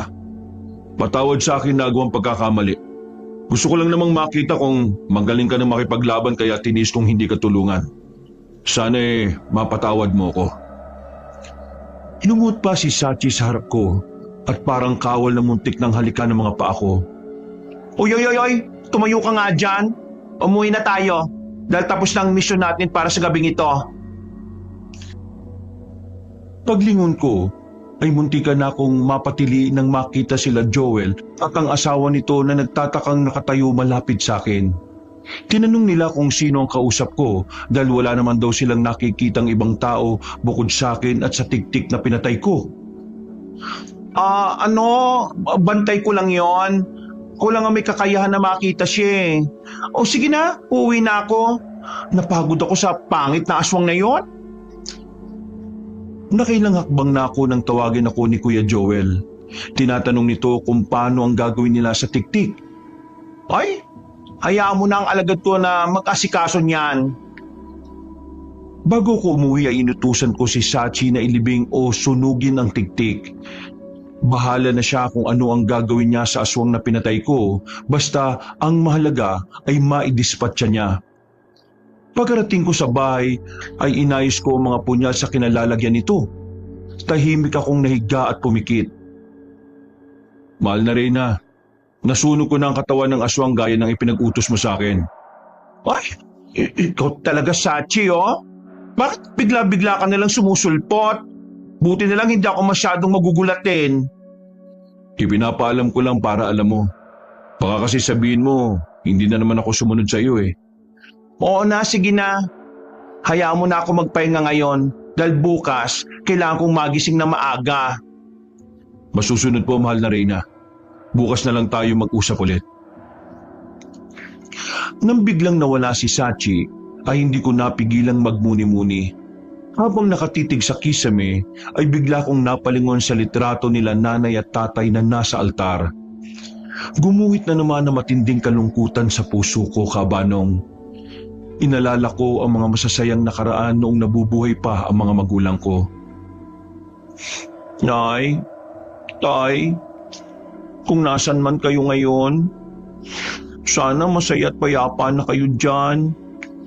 Hintayin niyo lang ako ha, dahil makikita at magkakasama tayo pagdating ng tamang araw at panahon. Miss na miss ko na po kayo. Sobra. Hindi ko napigilang kumawala ang emosyon ko na matagal ko na rin pinipigilan. Isinumpa ko nung inilibing sila nanay at tatay na hindi na ako iiyak. Pero ngayon ay masahol pa ako sa bata na iniwan ng mga magulang. Sa katahimikan ng gabi ay naramdaman kong lumamig ang hangin sa loob ng kwarto. Ilang saglit pa ay naramdaman kong may yumakap sa akin na malamig na hangin. Malamig yun pero iba ang hatid sa katawan ko. Payapa ang hangin at parang hinahaplos ang puso ko. Iyak mo lang yan, mahal na Rina. Hayaan mong samahan at damayan kita sa ganitong pamamaraan ko. Nang marinig ko ang malamig na boses ni Sachi, ay lalo lang akong bumalanghit ng iyak hanggang hindi ko na namalayan na nakatulog na ako. Kinabukasan, nagising ako sa sunod-sunod na malakas na tilaok ng manok sa labas. Pupungas-pungas pa akong bumangon. Pagkatapos magilamos, ay napansin kong namumugto ang mga mata ko. Muling nanumbalik sa akin na umiiyak pala ako kagabi. Nang matapos akong maligo at magbihis, ay saka ako lumabas para magsanay. Nasa gitna ako ng pag-iensayo nang biglang dumating si Berna. Ang aga naman yata ng ginagawa mo, friend. Tumigil ako at pinunasan ng pawis sa muka at leg ko. Ay, kailangan eh. Hindi ako pwedeng tatamad-tamad. O ano, sis, napadalaw ka. Paano namimiss na kasi kita? Hindi ka man lang dumaan o sumasaglit sa parlor. Nag-almusal ka na ba? Dinalang kita ng pagkain eh, nagluto ako. Ay, tamang-tama, hindi pa ako kumakain. Pero mamaya pa sana ako kakain eh. Mahirap mag-ensayo kapag busog. Ano ba yan dala mo? Sinangag na kanin at nagluto ko ng sardinas na ginisa ko lang sa talbos ng kamote. Wow! Gusto ko yan! Tara na nga sa loob para makakain na rin. Nakakainis ka naman. Bigla ko na naman tuloy naalala si tatay. Paborito niyang ulam yan eh. Kaya pala namumugto yung mga mata mo ah. Umiwas ako ng tingin kay Berna. Isinalin ko ang mga dala niyang pagkain at saka kami nagsalong dalawa. Ganyan din ako nung kasunod na namatay ang nanay at tatay ko eh. Isipin mo, 3 buwan pa lang simula nang mamatay ang nanay ko. Sumunod naman kaagad si tatay. Ay nako, parang mababaliw rin ako ng mga panahong yon. Pero pinilit kong tatagan ang sarili ko. Kasi alam ko na malulungkot sila kapag nakita nila akong malungkot at umiiyak eh. Siguro taon din ang inabot bago ako nakamove on sa pagkawala nila. Pinipigilan ko nga pero kagabi hindi ko kinaya eh. Ang hirap itago ng emosyon sa totoo lang sis. Akala ng mga tao sa paligid ko ayos lang ako. Pero ang totoo, hindi. Alam mo Antonio, hindi naman kahinaan na ipakita mong umiiyak ka. Mas matapang pa nga ang mga taong kayang umiyak sa harap ng mga tao eh. Normal lang ang nararamdaman mo, lalo na't mabubuting tao mga magulang mo na nawala sa'yo. Sobrang buti kasi nila eh.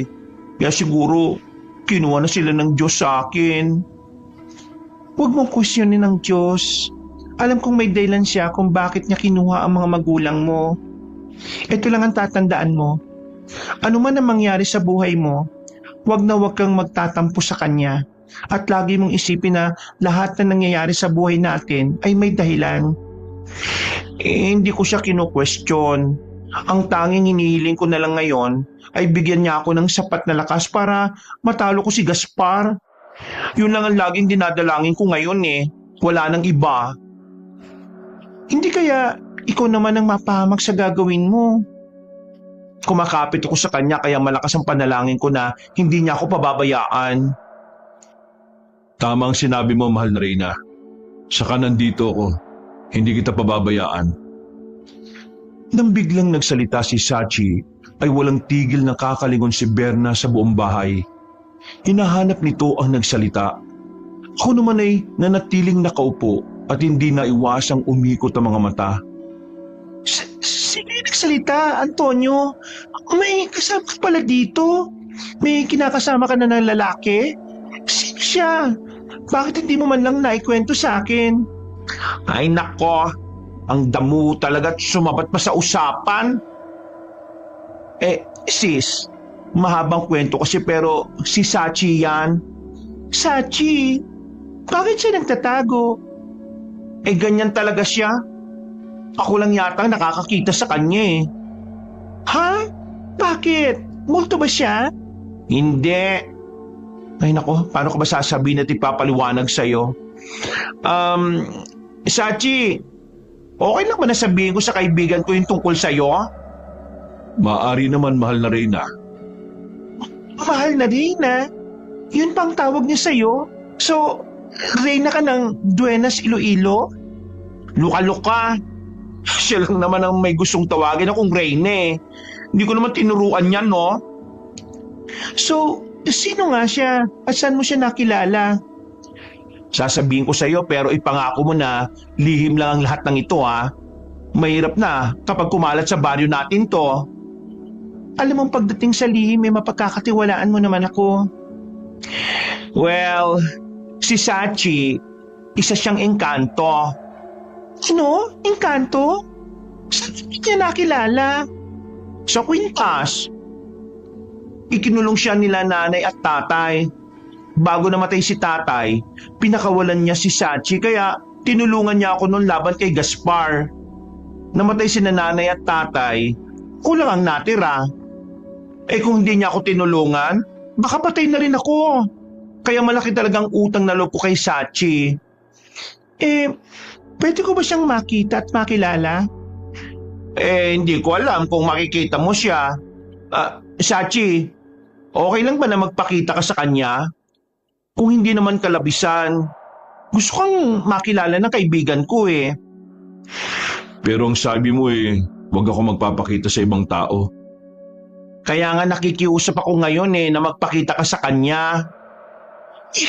Diyos ko, bakit bigla-bigla naman siyang sumusulpot? Napasigaw si Berna nang biglang lumitaw sa harapan niya si Sachi. Seryoso ang gwapong mukha nito na walang emosyon na nakatitig kay Berna. Ganyan talaga siya. Maya-maya, bigla rin yan mawawala. Sumusunod lang ako sa pinag-uutos mo, mahal na Reyna.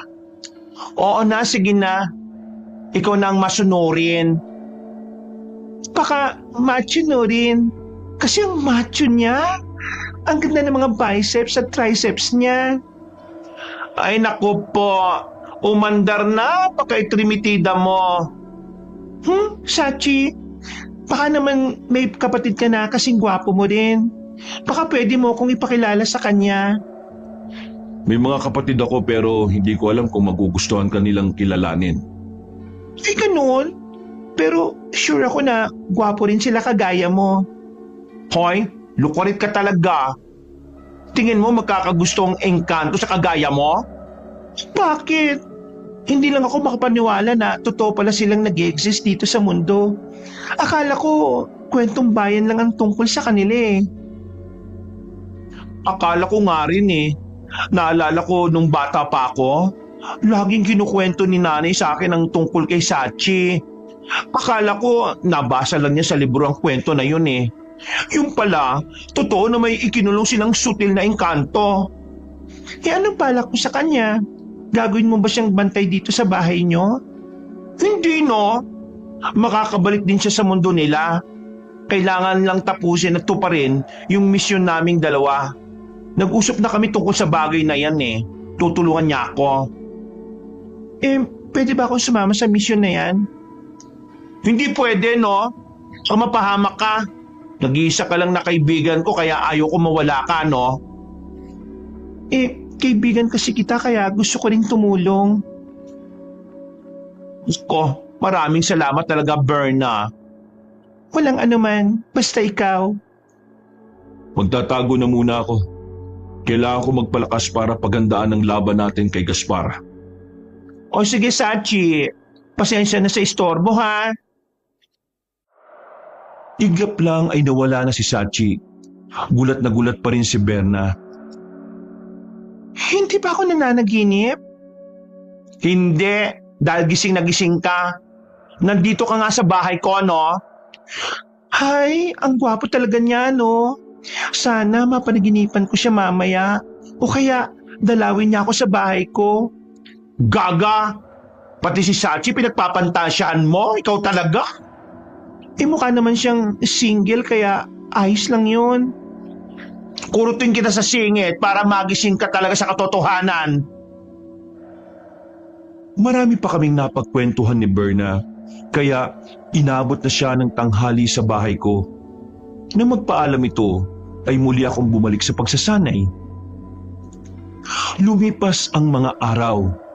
Bukod sa mga pagsasanay na ginagawa ko, ay hinalungkat ko ang lahat ng mga kagamitan nila nanay at tatay. Nakita ko sa isang baulang iba pa nilang mga armas na pwedeng gamitin. Nakaagaw ng pansin ko ang isang matulis na sibat na kulay pilak. Kalahati hindi pa ang haba noon kaya hindi mahirap gamitin. Ayos na ayos ang mga armas na ito, ah. Buti naisipan kong kalkalin tong baul. Gagamitin ko to para mapagsanayan ko. Yan ba ang gagamitin mo sa pakikipaglaban? Ano ba yan?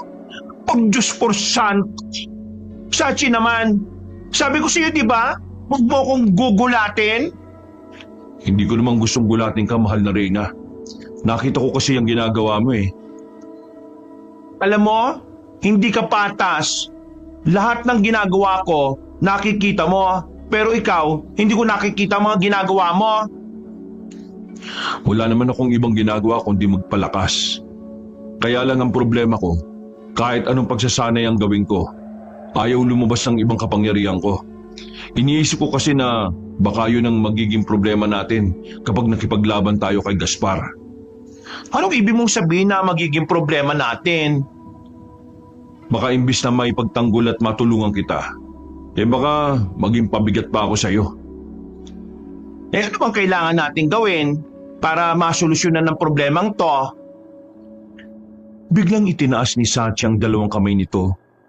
Napatingin ako doon at maliwanag kong nakikita ang gintong kadena. Ang tanging paraan lang ay kailangan mong kalagan ng mga kadena na ito. Iniwas ko ang tingin ko kay Sachi at ipinagpatuloy ang ginagawang pagkalkal sa baul. Kung iniisip mo pa rin na lolokohin kita, nangangako ko na hindi ko yung gagawin sa'yo. Bukal sa loob ko ang pagtulong. Magtiwala ka lang sa akin. Kakalagan ko yung kadena na nasa mga kamay mo, pero kagaya ng sinabi ko dati, may tamang oras at pagkakataon para dyan. Bakit pakiramdam ko hindi mo ako pinagkakatiwalaan? Iniisip mo lang yon. Huwag mo muna nga akong kulitin ngayon, Sachi. Importante itong ginagawa ko. Naramdaman kong biglang nawala ang presensya ni Sachi. Nagkibit-balikat na lamang ako saka ipinagpatuloy ang pangunguha ng mga nakikita kong arma sa baul. Pinunasan ko ang lahat ng iyon at sinimulang gamitin. Nung una'y nahihirapan ako, lalo na kung paano ang tamang pagbato ng sibat na nakita ko. Sa tuwing ibabato ko yun, ay lumilis kaya kung saan saang direksyon napupunta at tumatama. Parang may sariling buhay ang sibat. Isang gabing maalinsangan, kakaiba ang init ng gabing yon, Kabanong. Walang makikitang ulap sa kalangitan, pati ang buwan ay tila nagkukubli na parang may kinakatakutan. Umiihip naman ang hangin, pero mahina at kahit ang hangin ay parang natatakot din magparamdam. Umalulong ang mga aso sa labas ng bawat kabahayan. Galit ang tahol ng mga ito na parang may nakikita na panganib o masamang tao. Nakataas ang mga buntot at nakatayo ang mga balahibo at hindi malaman kung aabante o aatras habang nakalabas ang mga galit at matutulis ng ngipin. Matapang ang mga asong ito. Bahala na mga sigbin ko sa'yo.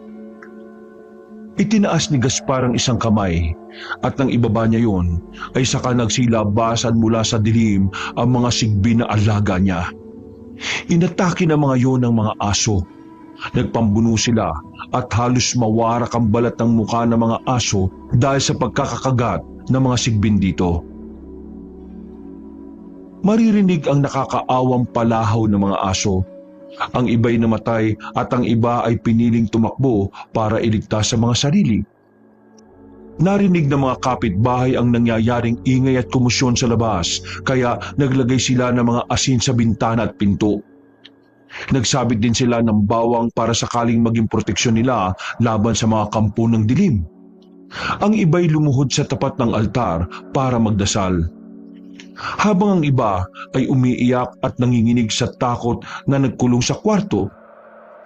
Iniisip nila sa pagkakataong yon na nasa panganib ang baryo nila, ay sino pa ang tatawagin nila para iligtas sila at labanan ng masasamang aswang? Patay na ang mag-asawang Andoy at Shoni. Hindi naman nila sigurado kung maaasahan ba nila si Antonio na kung kumilos ay daig pa ang babae. Habang mahimbing na natutulog, ay bigla kong ginising si Sachi. Malakas nitong niyugyog ang balikat ko at iritable akong nagising. Ano ba? Natutulog ang tao eh. Ako'y iniistorbo. Alam mo naman pagod ako sa pag-iensayo ko sa buong maghapon eh. Kailangan mo nang gumising. May nararamdaman akong paparating na panganib. Guni-guni mo lang yan. Ang mabuti pa, bumalik ka na sa lungga mo. Pero nararamdaman ko talaga sila. At parang malapit na nga dito sa bahay mo. Sigurado ka ba talaga dyan? Ano naman ba ang trip ng aswang na to? Kung kailan ako nagpapahinga saka sila susugo dito? Mabilis akong tumayo mula sa higaan at sumilip sa bintana. Pero kadiliman lang ang nakita ko, kaya muli akong bumalik sa kwarto ko. Pahiga na sana ako nang bigla kong marinig ang malakas na alulong ng mga aso sa labas. Nawala ang antok ko at agad kong kinuha ang mga armas ko. Napansin ko na wala si Sachi sa loob ng bahay. Sachi! Nasaan ka ba? Handa ka na bang makipaglaban ngayong gabi? Mukhang ito nang matagal nating hinihintay. Ngunit walang sumagot na Sachi. Nang maiayos ko na ang mga kailangan ko, ay nagmamadali akong lumabas sa bahay. Nasa lubong ko pa ang ilang mga uri ng aswang sa labas. Napahinto ko at agad na nagganda para sa pagsalakay nila sa akin. Mukhang tinawag ni Gaspar ang lahat ng aswang na pwede nitong tawagin. Nagpalipat-lipat ang tingin ko sa mga aswang na unti-unting lumalapit sa akin. Sa likod ng mga ito ay ang 4 na sigbin. Tinatansya ko kung paano ko sila lalabanan ng sabay-sabay, lalo na at wala si Sachi. Saan ba nagpunta yung engkanto na yon at iniwan ako? Unang sabay na sumugod ang isang sigbin at 2 aswang. Ibinato ko ang hawak kong punyal sa sigbin at tumama yun sa leeg niya. Bumagsak ito sa lupa at saka ko naman agad dinarap ang 2 aswang. Paglapit ko sa kanila ay mabilis kong iniwasiwas ang hawak kong punyal at ang isa naman ay muntik na akong makagat. Bumagsak ang isang aswang na tinamaan ng punyal ko, habang ang isa ay palapit na naman sa akin. Pwede bang isa-isa lang ang pagsugat? Lugi ako sa inyo eh. Solo lang ako tapos ang dami niya. Saan ba kayo mga nanggagaling? Ngumiti lang ang mga aswang sa akin, saka ito muling sumugod. Handa na ako sa pag-ataking gagawin niya, kaya naman inilabas ko ang sibat at saka walang awang iniunday sa tiyan ng aswang. Nanlaki ang mga mata nito at bahagya pang napahawak sa sibat na hawak na rin ito. Ibinaon ko pa sa katawan ng aswang ang dulo ng tulis ng sibat, saka pa lamang ito nawala ng buhay. Nang bawiin ko ang sibat at ang punyal, ay iniunat ko ang mga braso ko. Pinalagutok ko ang leeg at mga kamao ko. Nakahanda na para sa muling pakikipaglaban. Nandito na ako, Antonio! Ayos ka lang ba? Gulat akong napalingon kay Berna na noon ay hinihingal at tumatakbo palapit sa akin. Ano ginagawa mo rito? Nabalitaan ko sa mga kapitbahay na may mga aswang na lumabas ngayon. Kaya nagmamadali akong pinuntahan ka. Nakita mo ba si Sachi? Ha? Si Sachi? Hindi eh. Di ba kasama mo yun sa bahay? Paano biglang nawala ang damuho? Tinawag ko pero wala pa rin siya hanggang ngayon eh. Baka may nangyari ng masama sa kanya. Wala naman siguro. Hindi pa nga siya nakikipaglaban eh. Natigil ako sa pagsasalita nang biglang sumugod ang isang aswang sa akin. Napasigaw naman sa takot si Berna kaya nagtago ito sa likod ko. Tutulong ka ba talaga? Parang mas takot ka pa kaysa sa mga aswang na yan eh. Agad kong sinaksak ang aswang. Halos maalis ang ulo nito sa liig. Wow! Grabe ang talas ng punyal na to! Antonio? Antonio! Sa likod mo! Pagkaharap ko, ay nahagip ako ng kalmot ng aswang sa dibdib ko. Ngunit napunit ang kapiraso ng suot kong damit. Saka naniningkit ang mga matang tumingin sa aswang na nasa harapan ko. Walang pakundangan na sinuntok ito sa mukha, sabay sipa sa isa pang aswang na napasugod sa amin. Kahit magsabay-sabay pa kayo, papatayin ko kayong lahat. Nang sumigaw ako, ay galit ang mga aswang na sumugod sa akin habang si Berna ay piniling makipaglaban sa mga sigbin kahit na baka sa mukha nito ang matinding takot. Sa inyo, Hawak ni Berna ang isang punyal sa kamay at sa kabilang kamay naman ay may itak itong hawak. Mukhang dala pa niya ito galing sa kanila. Nako, dumadami mga kalaban, Sachi. Nasaan ka na ba? Magpakita ka, tulungan mo ako. Hindi ko alam kung sino ang uunahin sa mga aswang na sabay-sabay na sumugod sa akin, Kabanong. Ang iba'y natatamaan ako sa katawan at likod, pero sinisigurado kong mapapatay ko rin sila. Walang Sachi na nagpakita kaya lalo kong nakaramdam ng galit. Wala kang kwenta, Sachi. Iniwan mo talaga ako sa gitna ng laban na to. Sumpain ka. Masaya ka siguro na pinapanood mo kaming nahihirapan habang ikaw tahimik na nagtatago sa kung saan. Wala na tayong ibang aasahan kundi ang ating mga sarili. Sa sobrang galit ko, ay wala na akong pakialam kahit na kung sino ang tamaan ng mga hawak kong armas. Ang tanging nasa isip ko lang ay ubusin ang mga aswang. Unti-unti na akong nakakaramdam ng pagod. Tagaktak na rin ang pawis ko at hinihingal na ako. Huminto muna ako saglit at sunod-sunod na nagpakawala ng hininga. Tumulo pa ang pawis ko sa mukha hanggang sa liig.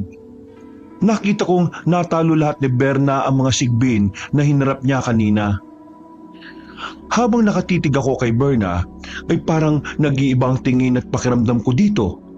Parang isang matapang na Amazon ang nakikita ko. Bakit naman nakatulala ka riyan? Ano? Nagod ka na ba? Pero hindi pa tapos ang laban.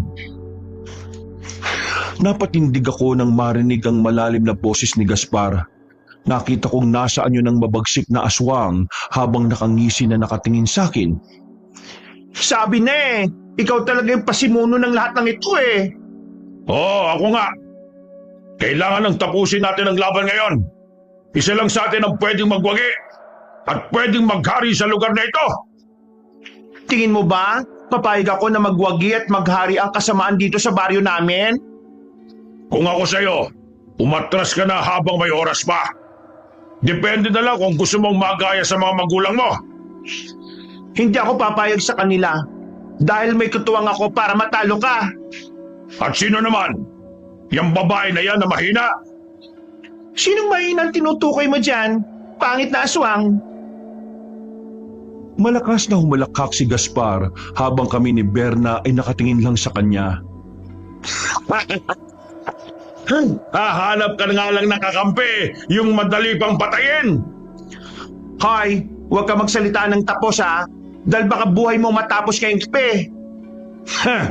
Ang tapang mo para isipin na kaya mo akong talunin. Kung ang magulang mo nga walang nagawa, ikaw pa kaya na parang lampakong kumilos? Ba't ang yabang ng pangit na to ha? Ako nang bahala sa kanya, Berna. Kung kaya mo pa akong tulungan, paslangin mo na lang yung mga aswang na alagad niya.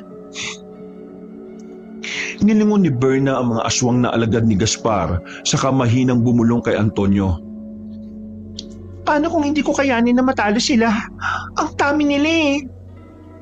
Wala tayong pagpipilian kundi humingi ka ng tulong sa mga kapitbahay natin. Paano kung walang tumulong? Kapag walang tumulong, mapipilitan tayong labanin silang lahat. Matira matibay. Kaya sige na, tumakbo ka na at humingi ka ng tulong sa iba. Ipagdasal mo na lang na sana may kusang tumulong. Tiwala lang, ako ang bahala. Hindi pa matapos ang kwentuhan nyo? Naiinip na ang mga alagad ko. Malakas akong sumigaw sa kasinalubong ang mga aswang na alagad ni Gaspar. Aminado akong pagod na. Pakiramdam ko'y hindi sila nauubos. Tumakbo si Berna pero hinalangan ito ng iba mang mga aswang kaya napilitan ulit itong lumaban. Nag-focus na ako sa pagpaslang sa mga kalaban. Nang makatakas si Berna ay naglaho na ito sa dilim. Habang nakikipagtagisan ng lakas sa mga aswang ay napansin kong lumiwanag ang paligid. Ang ibang aswang ay nasilaw na parang may kinatatakutan na nakita. Ang iba naman ay tumakbong palayo. Pangangal! Bumalik kayo rito! Natigilan ako nang makita si Sachi na siyang may dala ng liwanag. Sachi? Alam ko na kanina mo pa ako hinahanap at tinatawag. Pasensya ka na. Sinadya ko talaga na huwag mo nang lumabas para bigyan daan ka sa pakikipaglaban. Akala ko iniwan mo na ako eh. Yun ang hindi ko kayang gawin. Ano, kaya mo pa ba? Kayang-kaya, lalo na't nandito ka na. At dumating na pala ang isang alagad mo. Ang engkanto na nagligtas sa iyo noon. Oo, ako nga. At wala nang iba pa. Kahit siguro magtulong pa kayo, hindi nyo ko kayang talunin. Ang dami mo pang sinasabi eh. Nauna na akong sumugod kay Gaspar, pero mabilis nitong naiwasan ng bawat atake ko. Nakadagdag pa sa inis ko ang nakakalokong ngisi nito. Si Sachi naman ay hinarap ang ibang mga alagad ni Gaspar. Kahit na may gintong kadena ito sa mga kamay ay napahanga ko dahil kaya pa rin itong makipaglaban. Saglit lang ay namatay ang mga aswang sa tuwing tatamaan ng kapangyarihan nito na bulang tubig. Sumuko ka na dahil malapit na maubos ang mga alagad mo. Sinuswerte ka naman kung tingin mo susuko ko ng gano'n na lang. Hindi mo nga ako matamaan eh. Magaling ka kasing umilag. Hindi mo maamin na takot ka ring matamaan ng sandata ko. Medyo nakabisado ko na ang mga galaw ni Gaspar Cabanong, kaya nung muli itong umilag ay sinalubong ko ito at saka tinamaan ng hawak kong punyal. Nakatsamba ka lang! Ako naman ngayon! Kahit nasaktan ay sumugod din si Gaspar sa akin. Bawat pagkalmot niya sa akin ay pinipilit kong iwasan. Ang hahaba ng kuko nito. Tingin ko kasing talim ng labaha ang mga kuko niya. Sa pag-ilag ko ay natamaan ako sa dibdib. Dahil sa kirot ng natamo kong sugat ay bumagsak ako sa lupa. Agad namang lumapit si Sachi sa akin para tulungan akong tumayo. Ano, kaya mo pa ba? Magpahinga ka kaya muna. Hayaan mo akong tumalo sa kanya. Mag-iingat ka dahil baka mapahamak ka. Ako nang bahala. Ano na? Ayaw mo na ba? Akala ko ba tatalunin mo ako ngayong gabi? Puro ka lang pala satsat at yabang eh. Hindi pa tapos ang laban. Tayo naman ang magharap. Ha! Sigurado ka ba talaga na handa mong itaya ang buhay mo para sa mahinang bukla na yan? Kahit na mamatay pa ako, oo, handa ko siyang ipagtanggol sa abot ng aking makakaya. Kung ganon, isa kang hangal. Magsama-sama kayo sa kabilang buhay. Galit na sumugod si Gaspar kay Sachi. Habang ang engkanto naman ay matapang din na nakikipagsabayan sa atake ni Gaspar. Halos mahilo ko sa nasaksihan ko ng oras na yon. Sa bilis ng kilos nilang dalawa ay hindi ko masyadong maaninag ang nangyayari sa pagitan nila. Napadasal na lamang ako na sana ay manalo si Sachi. Pinilit kong kumilos para maupo sana pero bigla kong napatigil nang maramdaman na masakit pa rin ang likod ko. Sa akin ka na ngayon at gagawin kitang alipin! Nakita kong may inilabas si Gaspar mula sa bulsa nito. Nagsabi ito ng orasyon at dasal, saka ko nakita na unti-unting inihila si Sachi nang hindi nakikitang kapangyarihan na taglay ni Gaspar. Napalingon pa si Sachi sa akin saka mapait na ngumiti. Paumanhin, mahal na Reyna. Sachi! Huwag kong iwan! Ilang sandali pa'y nasa loob na ng maliit na bote si Sachi. Naging demonyo naman si Gaspar saka tinitigan ng engkanto na nasa loob ng bote. Paano ba yan? Nasa akin ang alagad mo. Ha! Lahat talaga ng gusto ko ay nakukuha ko eh. Kawawa ka naman dahil nag-iisa ka na lang. Tatapusin na ba kita? Napakaitim talaga ng budhi mo. Hindi ako natatakot sa iyo, no? Kahit na mag-isa na lang ako ngayon. Huwag ka nang tumanaw ng utang na loob sa akin. Hindi mo na kita papatayin ngayon. Siguro, kailangan mo pang magpalakas para kahit papano mapantayan mo naman ang lakas ko. Paano? Aalis na muna ako. Kawalan mo si Sachi. Ibalik mo siya sa akin. Kung gusto mo siyang mabawi, naroon lang ako sa lungga ko. Sa gitna ng kabundukan na yan. Sabay turo ni Gaspar sa bundok na hindi na madalas pinupuntahan ng mga tao sa amin. Magsasalita pa saan ako pero tumalikod na si Gaspar at mabilis na naglaho. Napaluha na lamang ako dahil sa nangyari. Natalo ko at ang masakit, wala akong nagawa ng kunin nito si Sachi. Hindi nagtagal ay nakarinig ako ng mga yabag papalapit sa akin. Ano nangyari? Nasaan na si Gaspar? Wala na sila. Kinuha ni Gaspar si Sachi. Ano? Kuha. Ikinulong sa bote. Ginawa niyang bihag. Hindi ko alam kung ano ang balak niya, ang demonyo siya. Diyos ko, pasensya ka na kung nahuli kami. Kung dumating sana kami sa oras, baka hindi niya nakuha si Sachi. Tiningnan ko isa-isa ang mga taong kasama ni Berna. Halos ang iba sa kanila ay kakilala ko at ang iba ay hindi. Wala namang may gusto na gano'n na mangyari. Saka hindi ko naisip man lang na may ganun balak si Gaspar. Ayos ka lang ba? Kaya mo bang tumayo? Parang nabalian yata ako eh. Tulungan mo na lang ako na makatayo, please. Bukod kay Berna ay lumapit pa ang ibang tao para alalayan at makatayo. Hinatid nila ako sa bahay ko at saka nagpaalam na rin ang mga kapitbahay. Nagpasalamat ako sa kanila bago umalis. Si Berna naman ay pinainom ako ng tubig at ginamot ang mga sugat ko lalo na sa dibdib. Medyo malalim ang sugat mo dito. Tisin mo lang ang hapdi para mabilis na maghilom yan. Kung nandito lang si Sachi, saglit lang niyang gagamutin yan eh. Siya ba ang gumagamot dati sa'yo? Oo. Bukod sa mandirigma ay isa rin siyang manggagamot. Isa rin sa kakayanan niya. Kawawa naman si Sachi. Ano nang gagawin natin ngayon? Magpapagaling at magpapalakas lang ako. Saka natin babawiin si Sachi. Pero saan naman natin mahanap si Gaspar kung sakali? Hindi ko alam kung saan siya hahanapin. Sa muli naming paghaharap, sisiguraduhin kong matatalo ko na siya. Hindi na ako papayag na maulit ito. Ba syempre, sasama ako, no? Tutulong ako. Isasama ko ulit ang ibang mga kapitbahay natin. Araw ang lumipas, tanging si Berna ang naging kasama at karamay ko. Siya ang patuloy na gumagamot sa sugat ko at siya rin ang nag-aasikaso sa akin. Nagluluto at sinusubuan pa ako. Unti-unti ay nag-iiba ang pakiramdam ko sa pag-aalaga na ginagawa niya sa akin.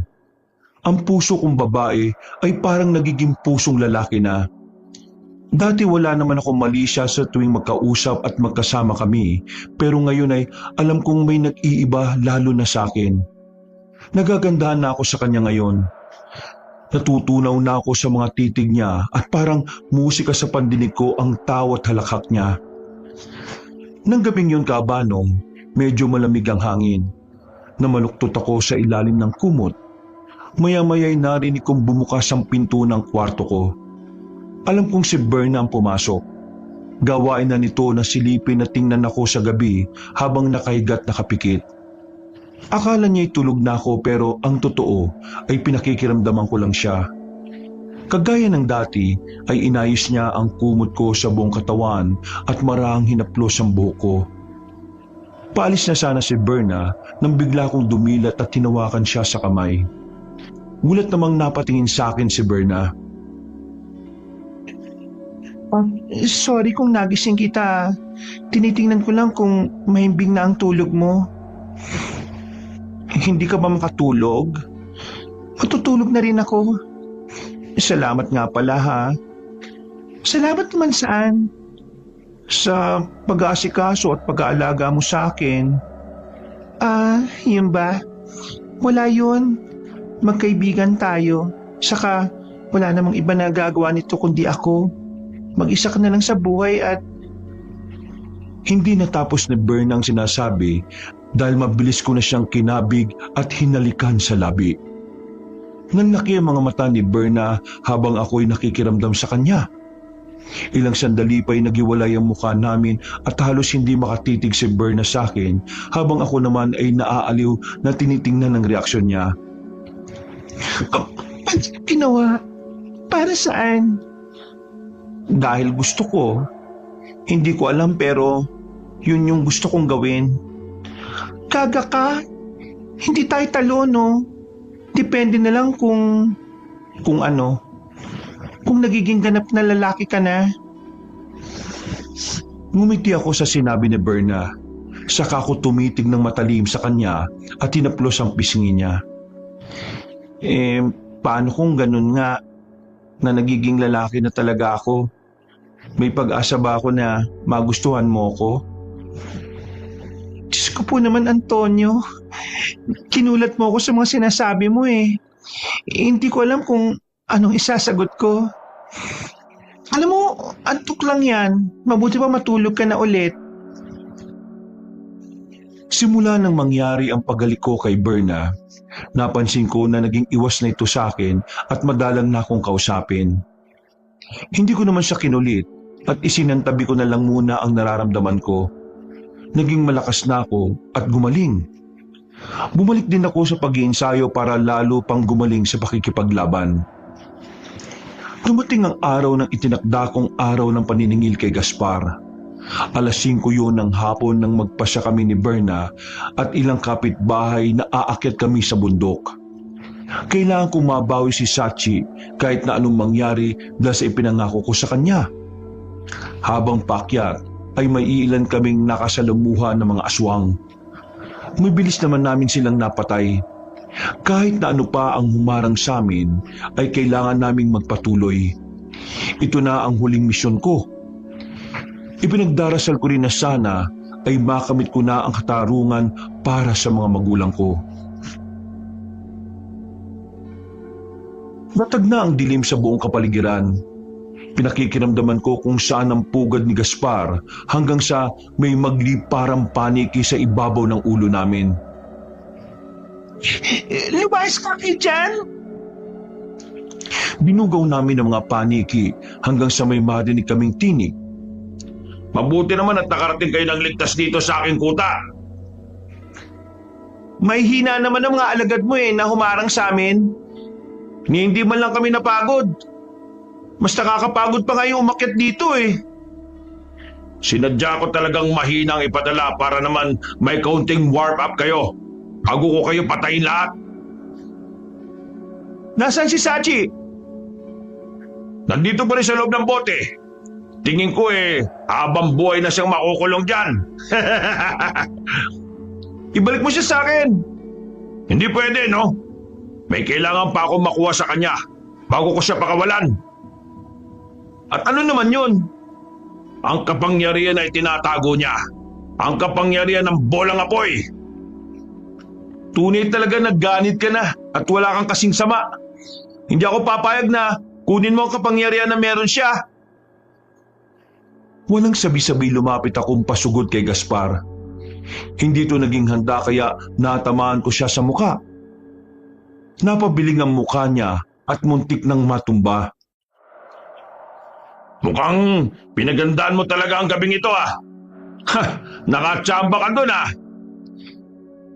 Hindi yung basta tsamba lang. Dahil ngayon, nakatakda na mamatay ka. Matapos ang lahat ng kaibangan mo. Muli akong sumugod kay Gaspar. Sinalubong nito ang bawat atake ko at pinantayan ng lakas na ibinibigay ko. Si Berna naman ay nakipaglaban din sa mga alagad ni Gaspar.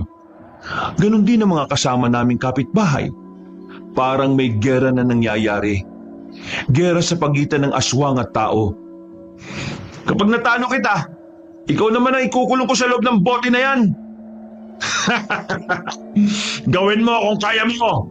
Dahil kapag natalo kita, ililibing kita kasama ng engkanto na nasa bote na yan. Ibinato ko ang hawak kong punyal kay Gaspar Cabanong. Naiwasan nito ang punyal at parang bumirang na umikot pa sa ere habang pabalik sa kamay ko. Nang muli ko yung mahawakan, ay saka ko yung binalik sa bewang ko. Hawak ko ang sibat at yun naman ang pinangsangga ko sa mga atake ni Gaspar. Nakita ko ang bote na nakakwintas kay Gaspar at yun ang kailangan kong makuha para mapakawalan si Sachi. Sa pagsugod ko ay sinadya kong magpahuli kay Gaspar. Nahawakan ako nito at saka sinakal. Yun ang inihintay kong pagkakataon. Agad kong pinigtas ang kwintas sa leeg niya at saka ibinato ang maliit na bote. Nanlaki ang mga mata ni Gaspar habang sinusubukan na saluhin ang bote pero nakulong yun sa lupa at saka nabasag. Ilang sandali pa ay nakalabas na si Sachi mula sa loob ng bote. Bakit ang tagal mo naman akong binalikan? Saka ka na magreklamo. Tulungan mo muna ako, pwede? Visit ka talaga! Bakit mo siya pinakawalan? Ubod lakas akong ibinato ni Gaspar. Tumama ako kay Berna na noon ay nakatalikod at abala sa pakikipaglaban. Habang si Sachi naman at Gaspar ang nagtuos. Habang naglalaban ang dalawa, ay napansin kong hirap si Sachi na ilabas ang kapangyarihan nito. Bigla kong naalala ang susi para sa ganitong kadena na nasa mga kamay niya. Tumayo ako at tinawag si Sachi. Saglit itong sumulyap sa akin pero muli ring sinangga ang atake ni Gaspar. Lumapit ako kaya dalawa na kaming kalaban ni Gaspar. Kahit na magtulong pa kayo, hindi niyo ako matatalo mga hangal! Yan ang akala mo. Nang tamaan ni Gaspar ng malaking bolang tubig si Sachi ay malayo ang narating nito. Yun na ang pagkakataon ko para pakawalan si Sachi. Nagulat pa si Sachi nang alisin ko ang gintong kadena sa mga kamay niya. Maraming salamat. Akala ko ay... Nagtitiwala ako sa iyo, Sachi. Tapusin na natin ang laban na ito. Ngayon din. Masusunod po, mahal na Reyna. Nakatayo si Gaspar at mukhang malakas pa. Hindi man lang ininda ang nangyari sa kanya. Tumindig ako at naghandang sumugod habang si Sachi ay may kakaibang enerhiya na lumalabas sa buong katawan nito. Malakas ang hangin na bumapalot dito at ilang sandali pa ay itinas niya ang palad sa ere. Nakita ko kung paanong unti-unting nabuo ang apoy mula roon. Nung lumaki yun na kasing laki ng bola ay saka ubod lakas na ibinato kay Gaspar. Tumama yun sa buong katawan ni Gaspar. Sumisigaw pa ito sa labis na sakit. Ako naman ay may kakaibang naramdaman sa katawan ko. Napaluhod ako at napatingala sa langit. Bakit pumuti mga mata mo, Antonio? Ano ba nangyayari sa akin? Hindi ko maintindihan. Parang may bumulong sa tenga ko. Malinaw kong narinig ang tinig nila nanay at tatay. Nang mapakinggan ko ang bilin nila ay unti-unti akong tumayo. Patuloy pa rin si Sachi sa paglabas at pagbuo ng bolang apoy mula sa palad nito. At sabay ibabato kay Gaspar. Ngayon na, mahal na Reyna, ikaw na ang tumapos sa kanya. Pagtayo ko ay hinugot ko ang mahabang espada sa likod ni